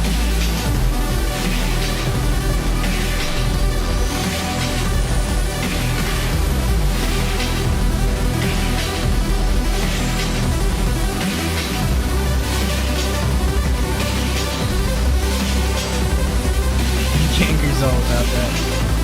He's like, heck, man. Let me do something to these. What do we have going on here?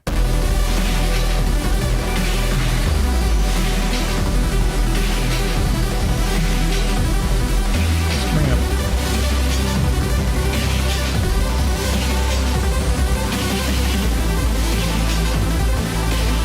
Let's add some side.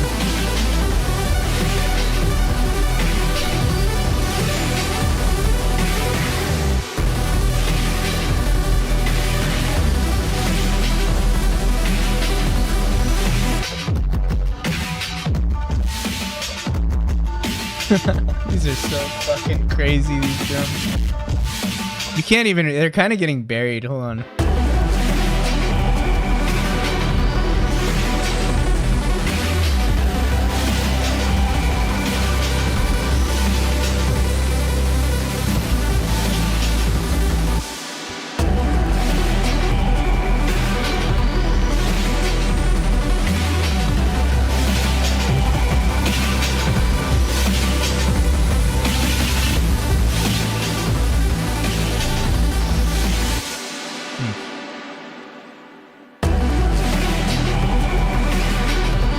Let's do this. These drums are hitting this parallel compressor so hard that it's not actually good. It's actually, this is a situation where it's too much gain reduction. So we're going to do something stupid here that I normally wouldn't do. If I mixed it better, I wouldn't have to do this, I think.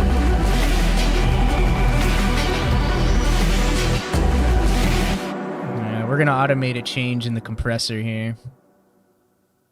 I like the glitches and the da-da-da and the dropout, like a machine gun. There's like a song that's really good, like a trip-hop song that does that, and I forgot what it was. I feel like it was Massive Attack. Anyways, I need to get into automation mode. I need to turn off this compressor.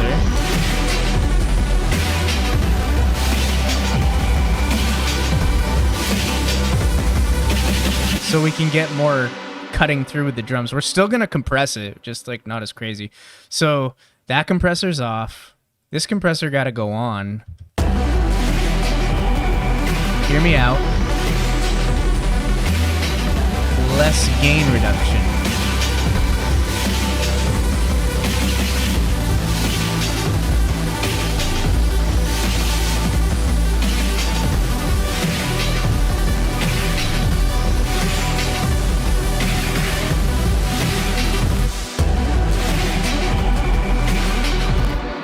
Hold up. Let me see something.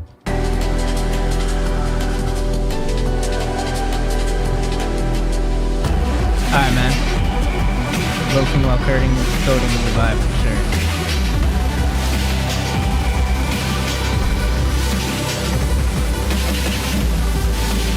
I'm gonna turn him down a bit.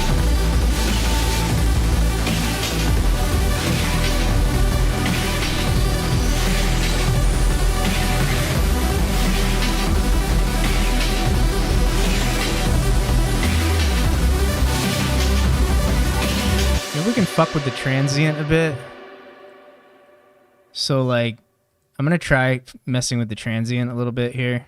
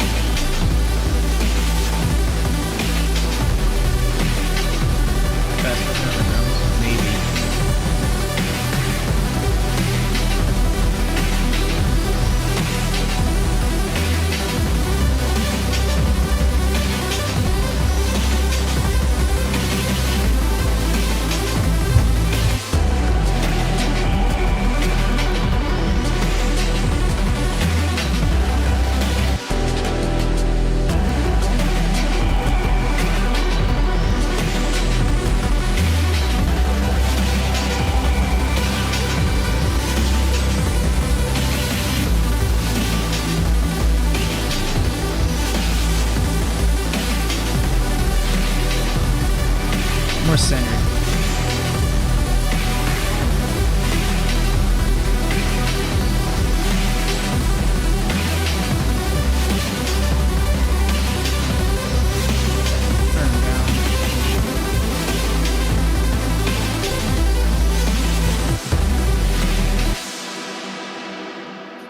High pass filter is a cool idea. I wish I had a phaser. I think it'd be cooler to use like a phaser or something, but like it'd be cool to like strip this down a little bit so you can hear like what the drums are doing since it's like buried. So like right here, instead of going all in with like a million chords, I think what I want to do is like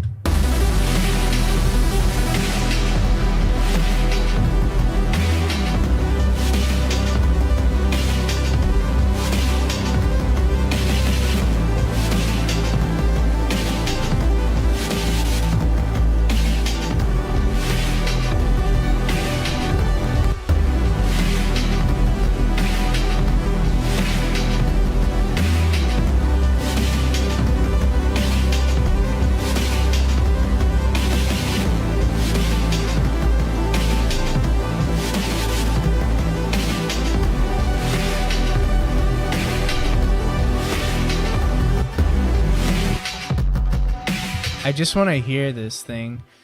I just want to, well, I really just want to vibe with the drums for a second. But like, hold on.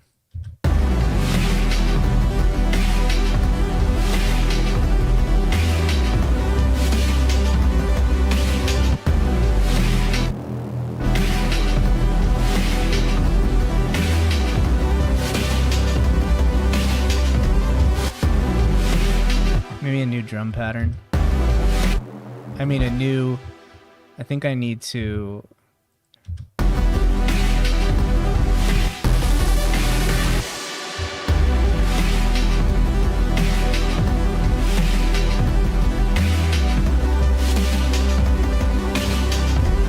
New drum. I want to do a new like bass pattern here. I want to make it just different here.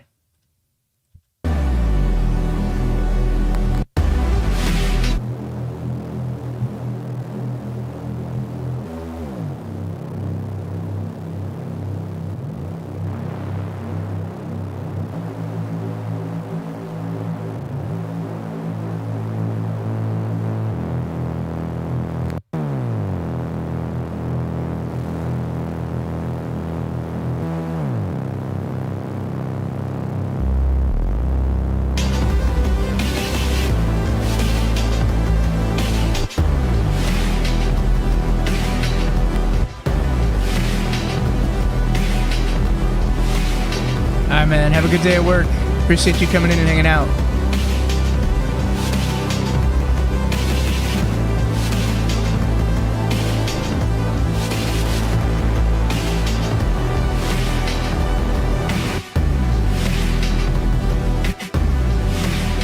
do a filter on this.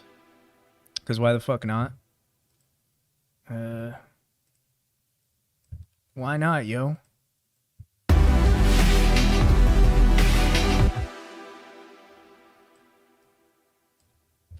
No, that's device on. Fuck. Sorry for swearing so much. Not really. I'm not really sorry. But I do be swearing a lot tonight.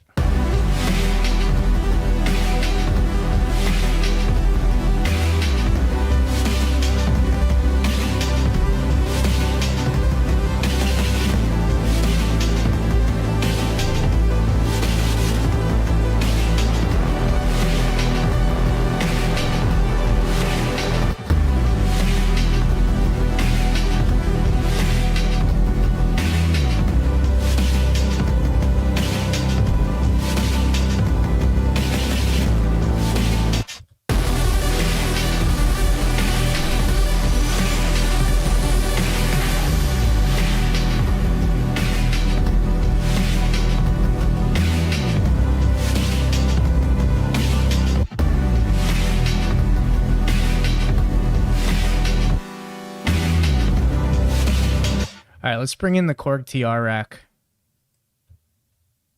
Like right here. It's already in there.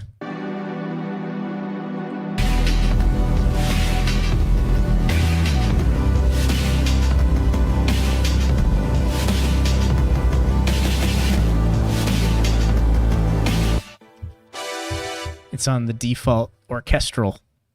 You can see it. It's the silver unit.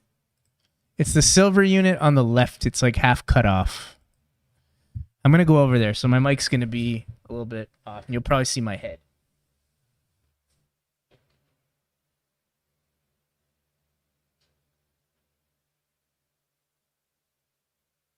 I want something weird. So this is what the Korg TRX sounds like. I call it the Phantasy Star Online box. So it's a really angelic sounding box. The TRX, and you know its actual name, what the TRX stands for. There's a keyboard version of it that I might get at some point just for the novelty, since it's like my favorite fucking instrument. But it's called the Korg Trinity, which is a very fitting name. Anyways.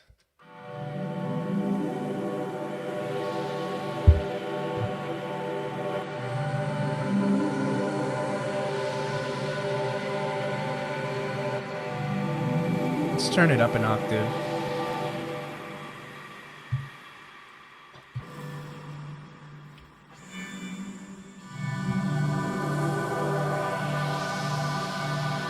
Yeah, I know.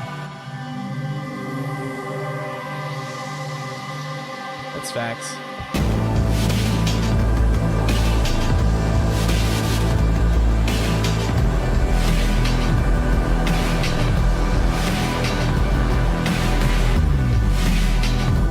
I want to cut down on this saw wave here. The Korg TR rack is huge. I recommend getting one. They're like $300, $400. Get one out of Japan. It'll come in really good condition usually. I mean, make sure the screen works. But if you've got an audio interface that can take stereo ins, just get one. If you like the sound that I'm doing, that'd be like step one. Get a TR rack, and then maybe a Pro VLA. They just came out with the VST, by the way. You can actually get the VST. I don't know how good it is because their Korg Triton VST is ass. I have it in this file, actually. I'm using the VST because I don't have my actual Korg Triton. Not going to go into the rant. Everybody knows that I left it at home, but I want another one. It's just too big. It's like a fucking huge-ass keyboard. I got to get the rack version.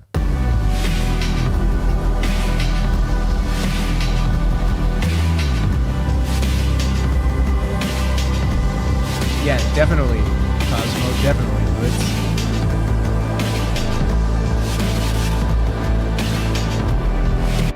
Yeah, I want to rein this in, this saw wave, less bright here.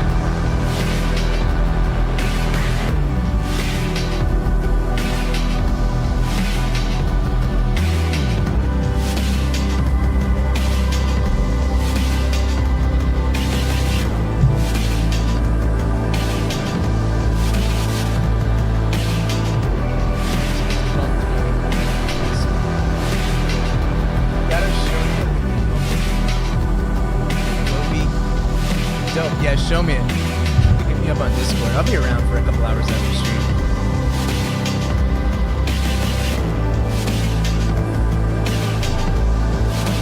No, not the DX7 gone to the racks. That's a shame. That's a good synth.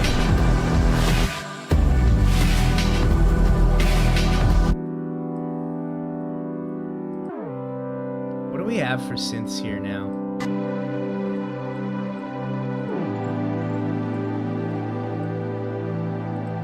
Let's bring it down.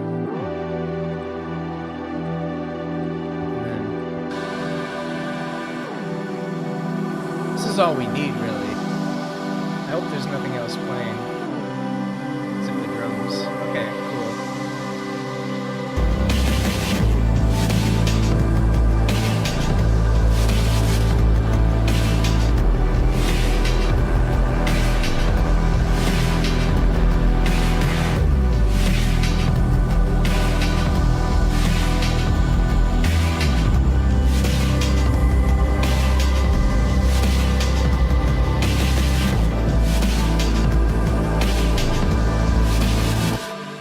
Sounds pretty cool.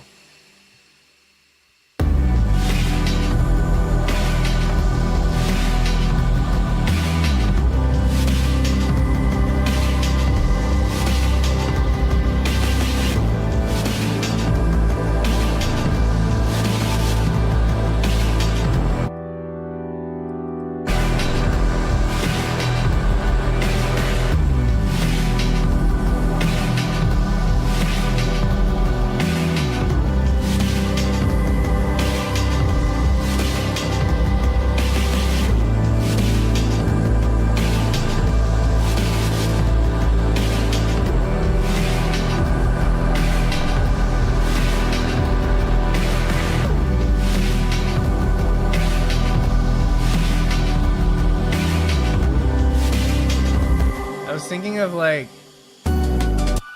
taking the thing from the anti-drop.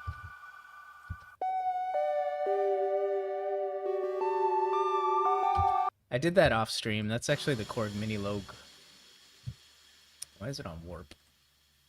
Don't need it on warp. So that's the Korg Mini Logue. What else did I have over here? That would work here. What else? Why not? We'll bring this back again, you know? Okay, let's hear what that sounds like.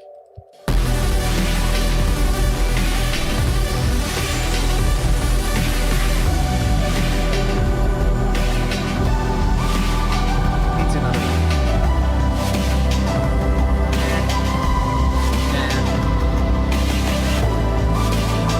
We'll do something new, or we won't recycle.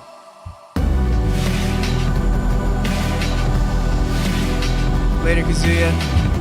Yo, what up, Tedurium?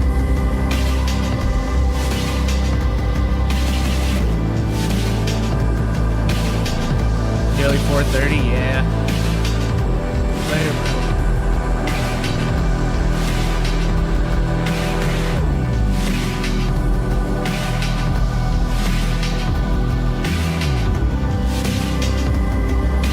I'm doing alright, man. Just kind of locking in on this part.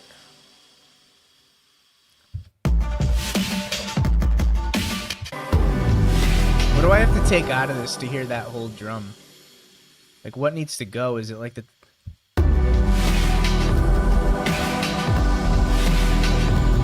This is a mixing conundrum.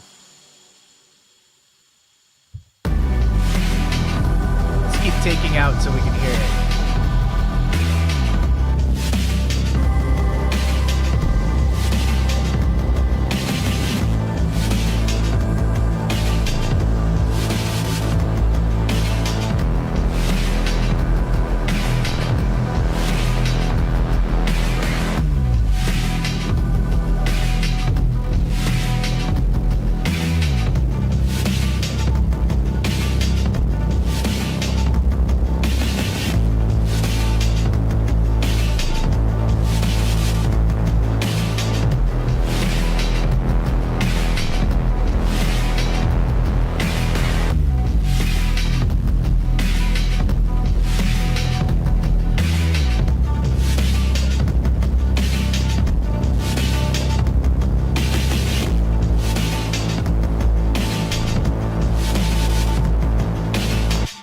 You know, it would be terrible to do. Oh, I don't have it on here. The Marie Ork. You know, like fucking God's Garden, where it just goes like, I am dusk, and they get so crazy. That'd be funny. I don't have that right now, but that would be hilarious. Yo, what up, Cuba? How are you? I might just use this like I know it's kind of clicky. The CPU is going a little wild, so I might just take my virtual self-inspired vocal that I glitched out. I ran it through a vocoder, and then I ran it through my tubes, like the Pro VLA, and just made it hella distorted and made this weird thing. So I'm gonna try and use that. I want to just hear what it sounds like with vocals, the bass, and the drums.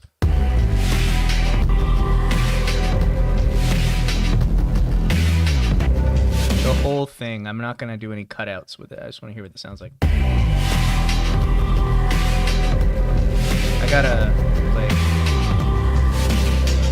I'll widen it a bit or whatever.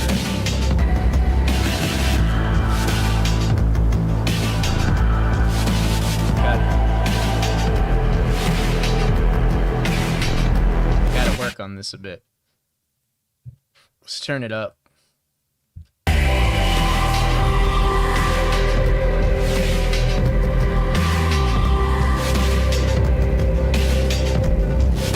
Maybe we can widen it, or like actually narrow it a bit. Let's just get crazy. This is the end of the track where we can kind of just be expressive anyways.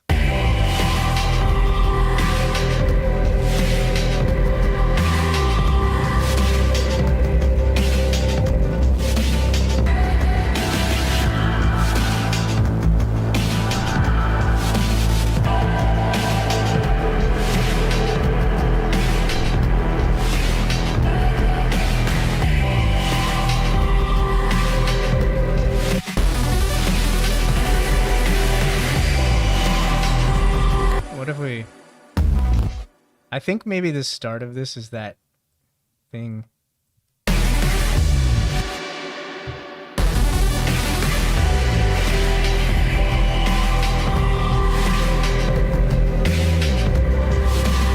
Thanks, sir.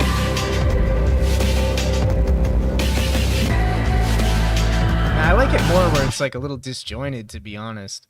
It sounded better when it was like just this. And it should have a fade in.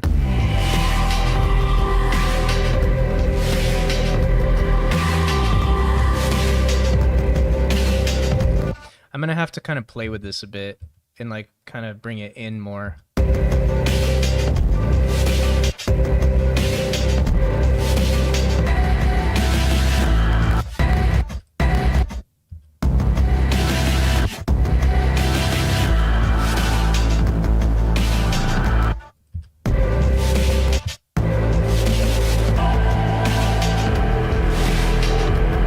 Down in volume a bit. Yeah, I was thinking of that, like the regular ones. Like if we brought in the normal vocals.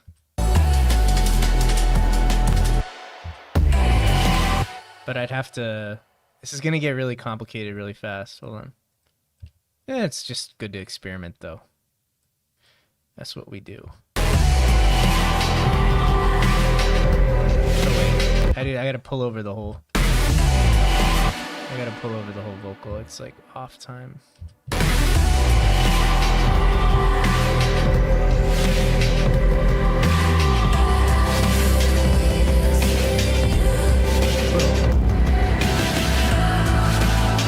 We can do it, but I need to make it like weirder. I want to do this then. I want to mono this out more. Let's change like what this is doing.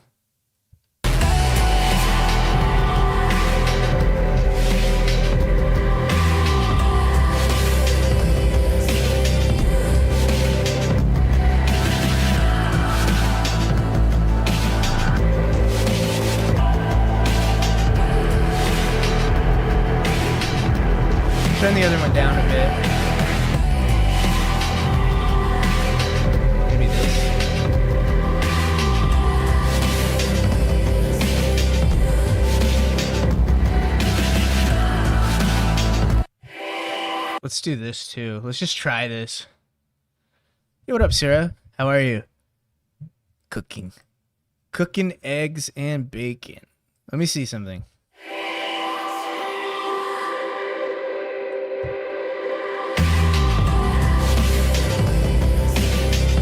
Slow it down.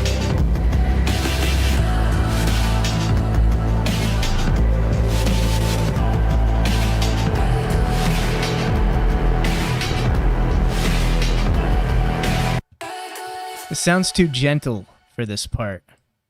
Overdrive. Always overdrive, right?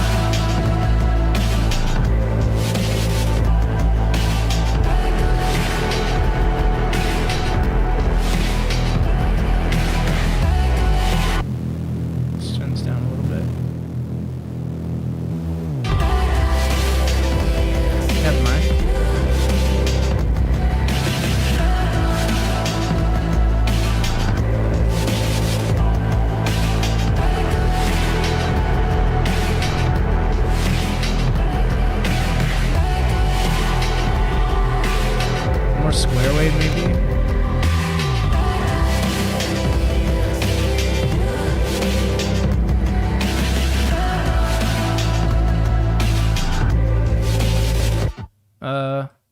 Let's change this.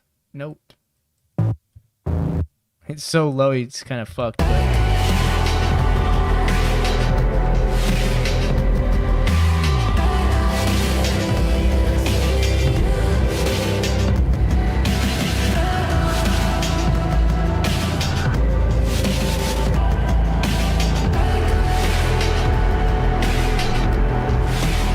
Hold up.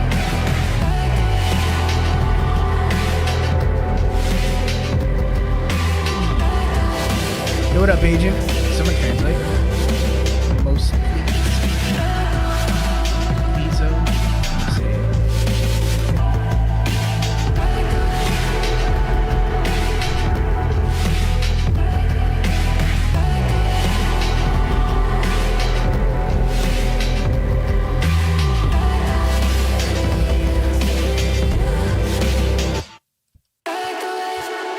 We can chill it. We can make this distorted and serene at the same time with this. Just like bring it down on the drive. Oh shit, sorry. I didn't see that. I'm like back and forth with the file. Hello, motivation and improvisation for your new masterpieces. Yeah, we're going crazy right now. This is full experimental mode. It's my favorite kind of thing. Sometimes it ends in a disaster, like when you just kind of go for it in a track. But other times it turns into like something like God's Garden where it's just crazy and then people like it. Sometimes it's like, whoa, okay, but it depends. We'll see what happens here.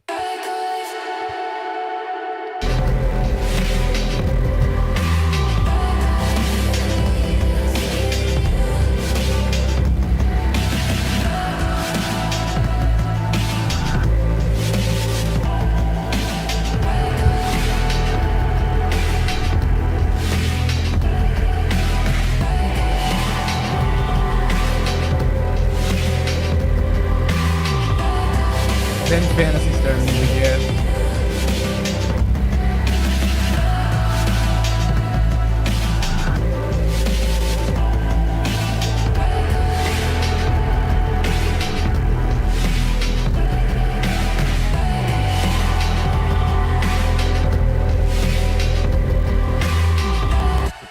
I'm gonna move this. Let's see if I can cut the whole track. I'm gonna move it here so I can mess with this twice because I want to do like a thing. So like I want this to be, I don't know, I think it's 16 bars, but it could be 8 bars. I think this is a 16 bar thing now.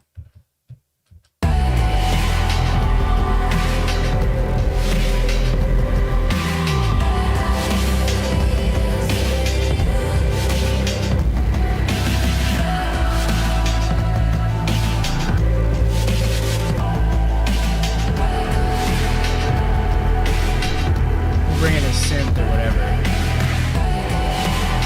And we'll vary it a little bit. We gotta vary it a little bit, but like right now we're not totally worried about that. Hold on. So we're gonna take this out. We're gonna take this out here. We're gonna make it very. But I do want to add.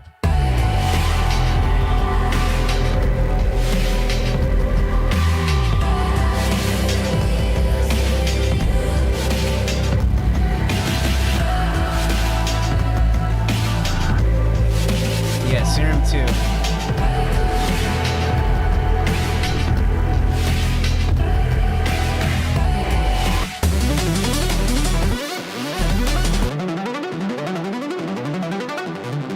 I already added that in, so I could do something here. I'm gonna do a completely different thing though.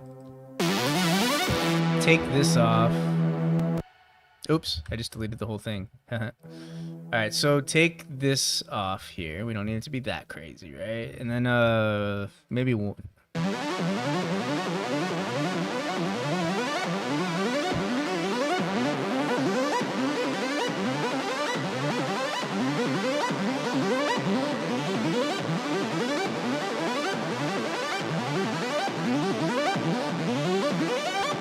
Alright, I just want to design the sound first before I change the...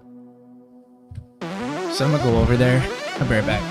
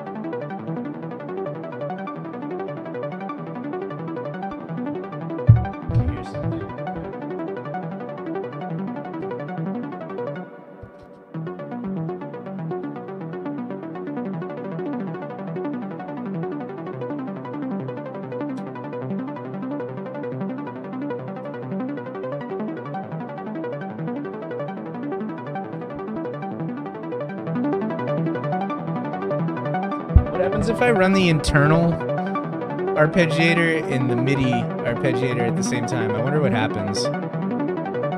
Probably not much.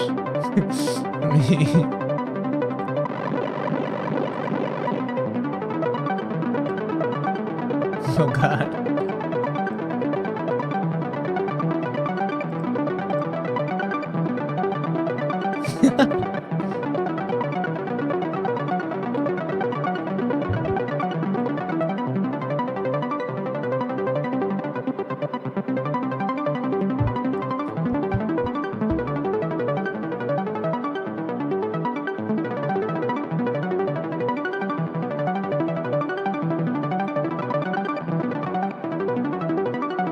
Just messing with it.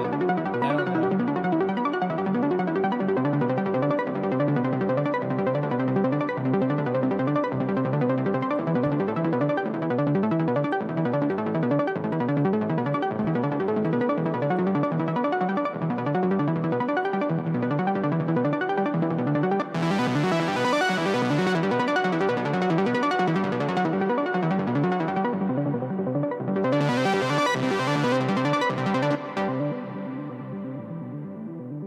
let's go back to just one.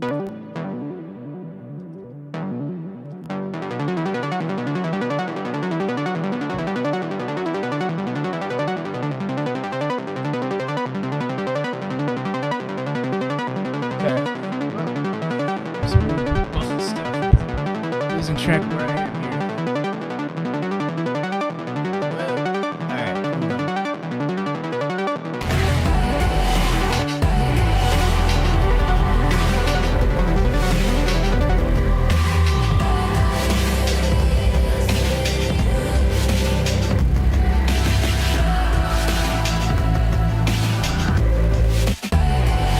It's not you. Maybe we can do it without the compress or the arpeg.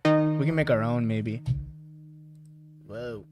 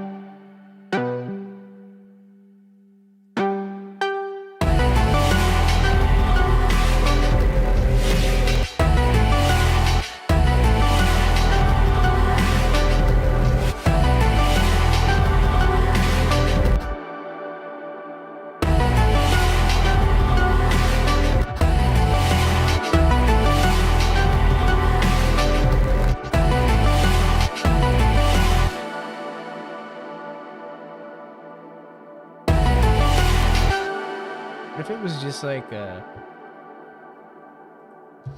maybe we could try like a heckin' delay. I want to try that. I just want to hear what this sounds like with the synth.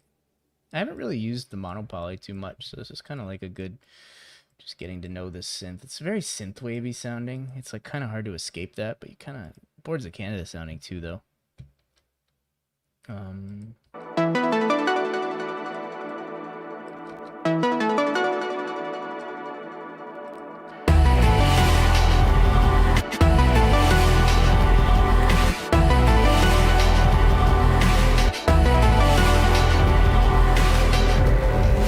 I kind of want to just loop this part so I can mess with this.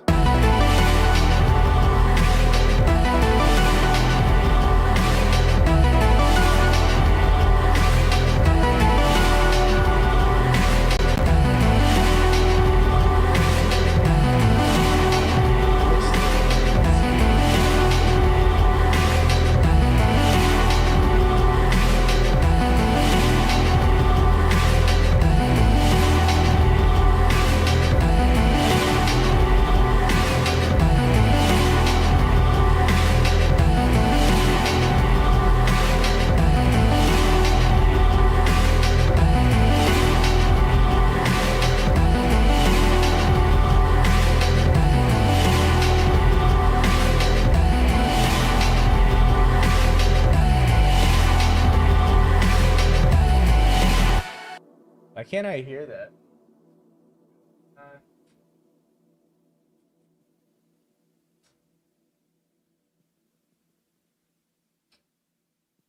It's in full.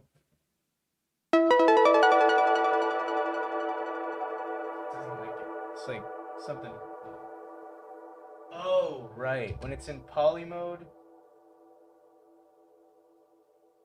it's gotta be like this.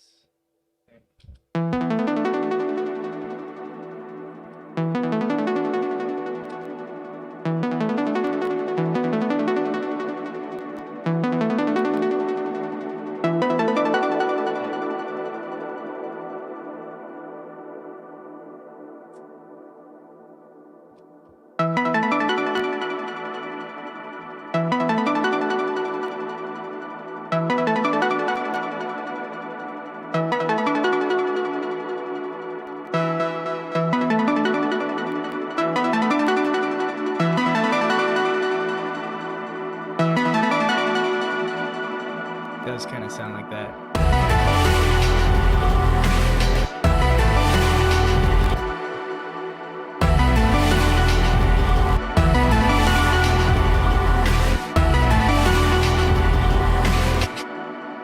A lot going on here.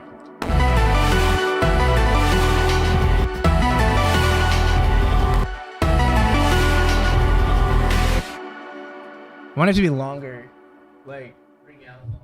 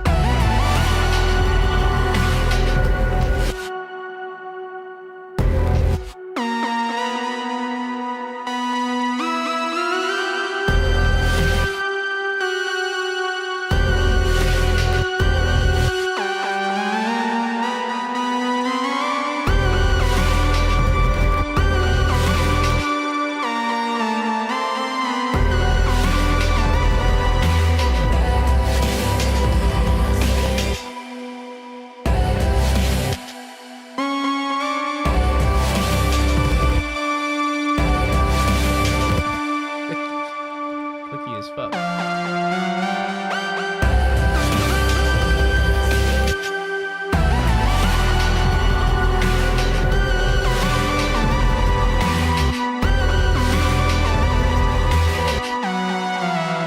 I needed more mono.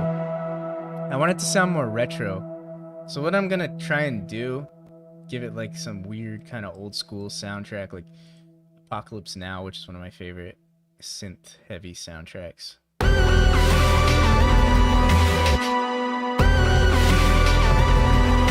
Let's mono it out a bit.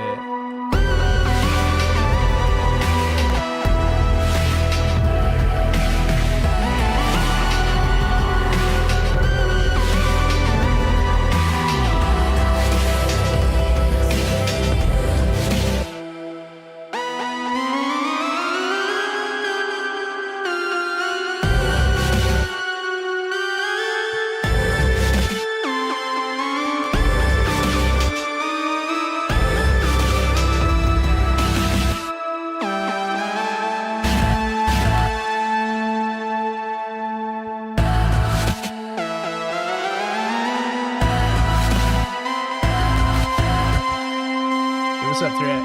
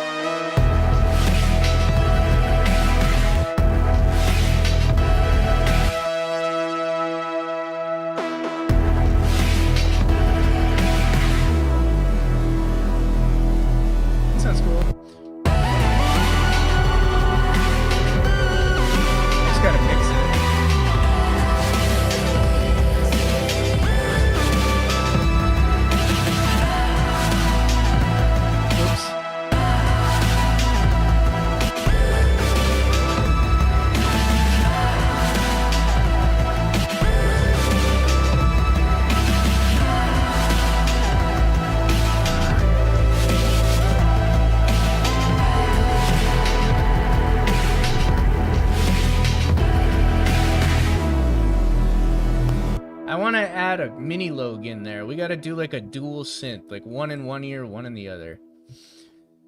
We've done this before. We'll do it again. So, you're on national radio today? That's fucking awesome, dude. Hold on, let me change this to here. I gotta go soon. Girlfriend's waking up for work soon, so I want to see her off. But I do want to just do one little thing. We're just going crazy at the end here, you know? So the mini log is ready to go. But it sounds like a duck, so we gotta fix that.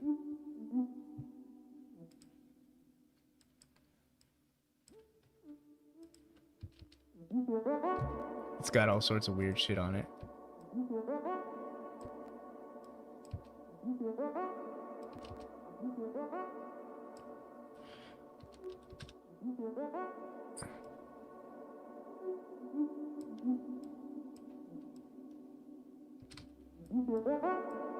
There, we're gonna get more retro sounding. All right, I'm gonna go over there and work on the mini log real quick. So give me a second here.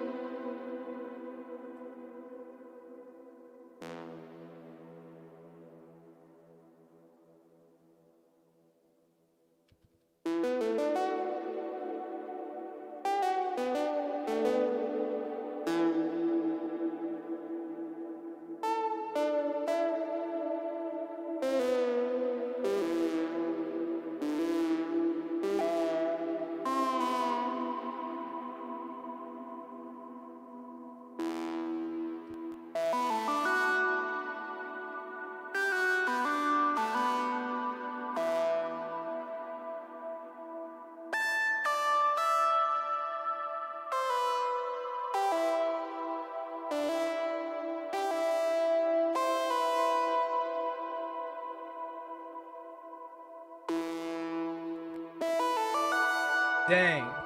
Nortron. Zero. Thanks for all the music. Totally addicted. Please accept this. Appreciate you. Thanks for the donation. I really appreciate the support. Thanks for being here with us, and thanks for listening, friend. I'm trying to do like a Boards of Canada thing, by the way.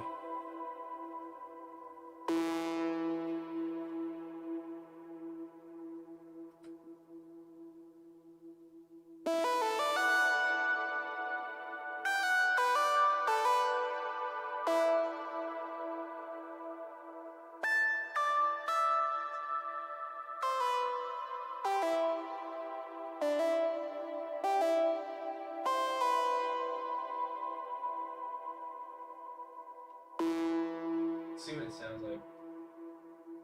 Hi Chris, what's up, Ultra Comfy?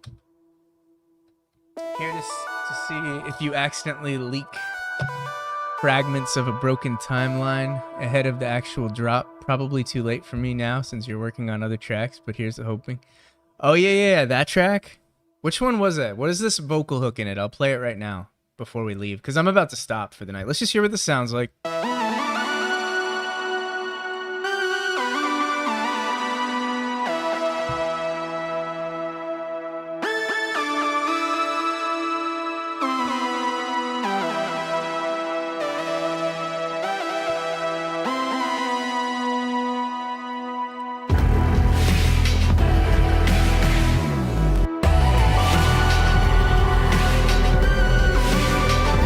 Here, mess with this.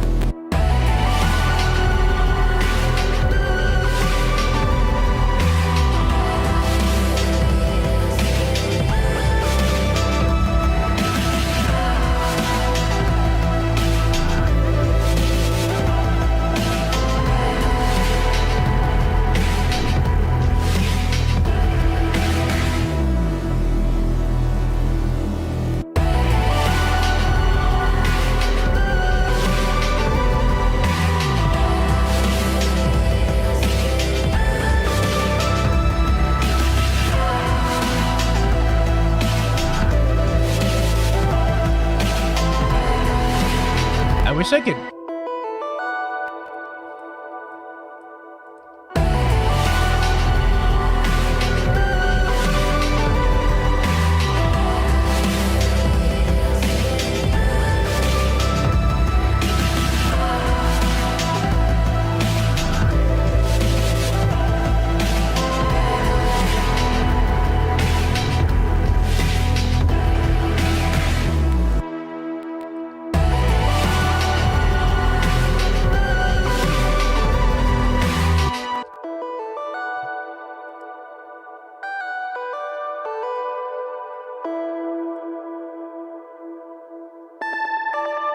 There we go.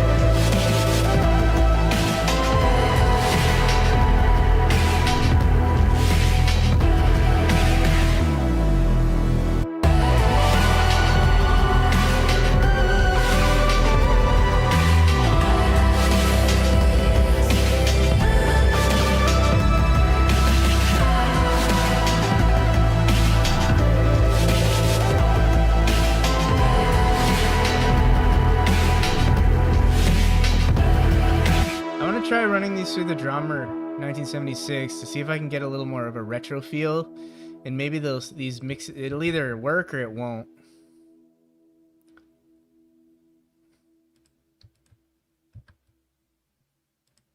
Just trying to cut these. There we go.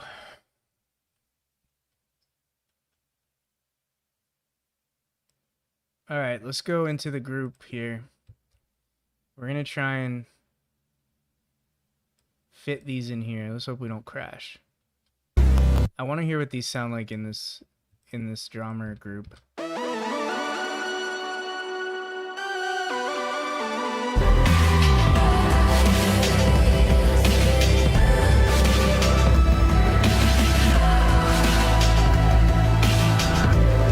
through saturation and some pitch processing.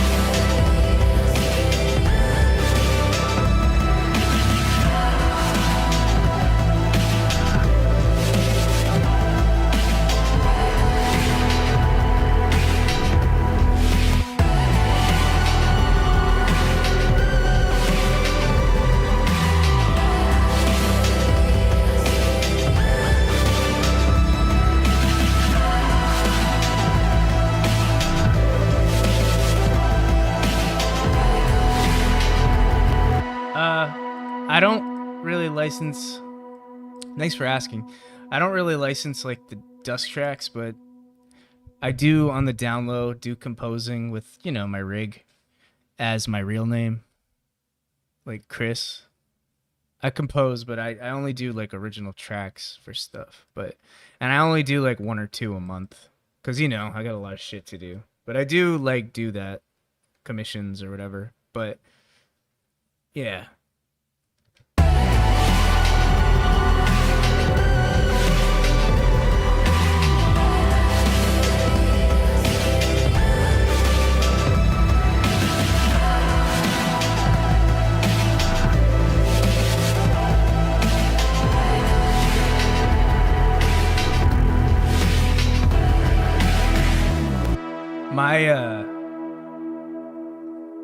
if someone listening, or if anybody, like Ultra, if any of y'all, what's going on here? Oh, we got 51 people. So if one or two of you 51 people do want music for your game or whatever, like I do commissions, but I'm a little slow. I got a lot going on. And my rates for that, I'm pretty transparent. You guys know me. I don't give a fuck. I don't hide my rates for that kind of stuff. So the conditions for like when I license music, for one, I do it as Chris, not as Dusk, because Dusk is like a video game. It would kind of be like I am Final Fantasy and I'm writing music for Jet Moto or something. You know, I can't do that. But my rates are pretty standard, sort of. Like I do like 2 minutes, $500 per track, 2 revisions.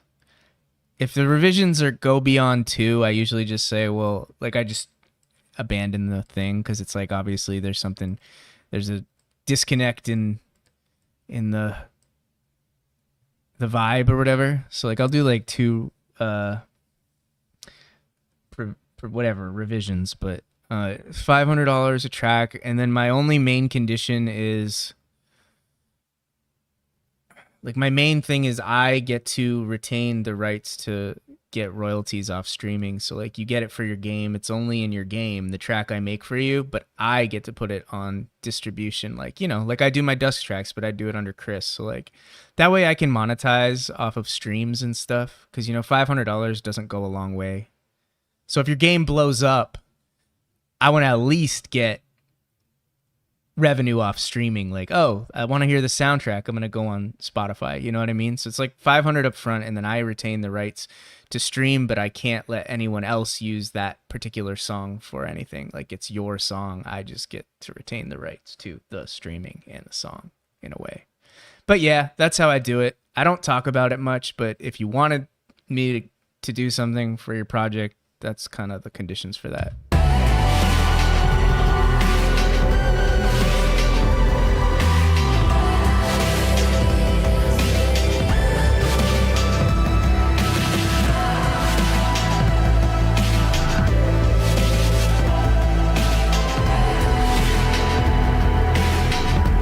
Yeah, because like for me, the money, it's, you know, it's like $500 up front or whatever, which is great. You know, that goes towards rent, food, whatever. But the real payoff is like, if your game blows up, which most people, you know, they want their game to blow up. So if your game does really well, people are naturally going to say, where's the music from? And then they'll go listen on YouTube or Spotify, and I can collect royalties off that till I'm like 90, right? So that's the real payoff, is like I work on this project, I'm going to get royalties from the streaming, and then I get $500 up front for like, you know, taking time out of my month to work on your game. So yeah, I think it's pretty fair for my experience level. I would just put it up as my actual name, which I'm not going to just say my name on stream, but it's easy to find. But like Chris, last name, you know, just like a composer would, you know, Nabuo, or like, you know, any composer, they just compose as themselves. When I'm composing for a game, I compose as myself. That's all.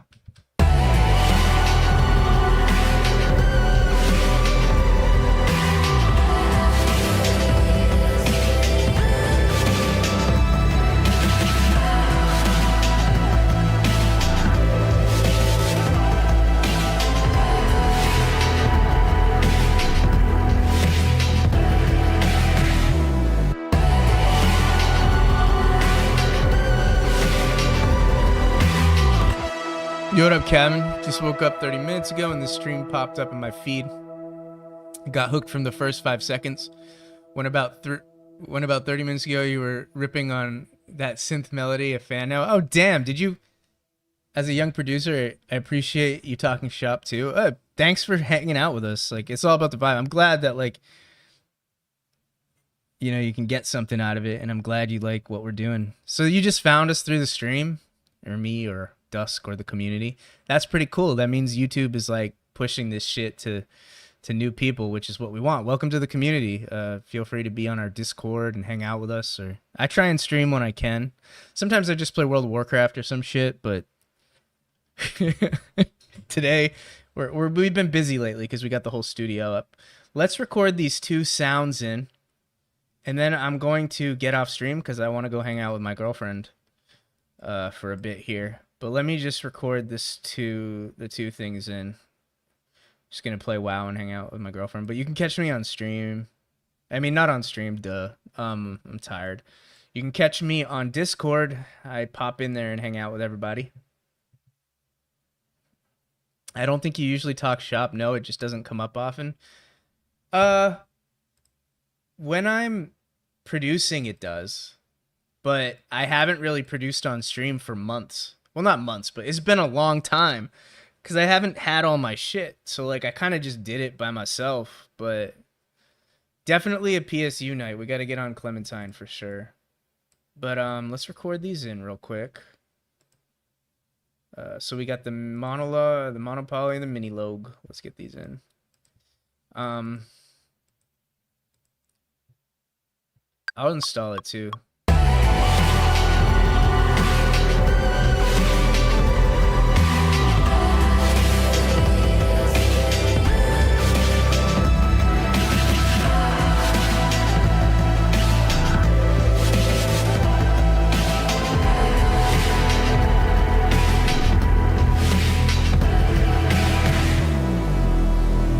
Phantasy Star Universe. I already play PSO. Thank you. I turned notifications on your next stream off Discord now to focus on music, but I'll join the community when I heard. Heck yeah, man. Well, thanks for hanging out with us, and good luck on your production stuff and your music, and yeah, good vibes all around. Appreciate you. Okay, I recorded in my synth, so we're pretty much good to call it a night. I think it was a pretty successful. We had a lot of fun. It's nice to see the community growing, and it's nice to see the streams growing. I mean, fuck, we've had like, what is it, like, sorry for swearing, but 50 the high 40s at like what, like 2 in the morning, 5 in the morning. It's pretty cool.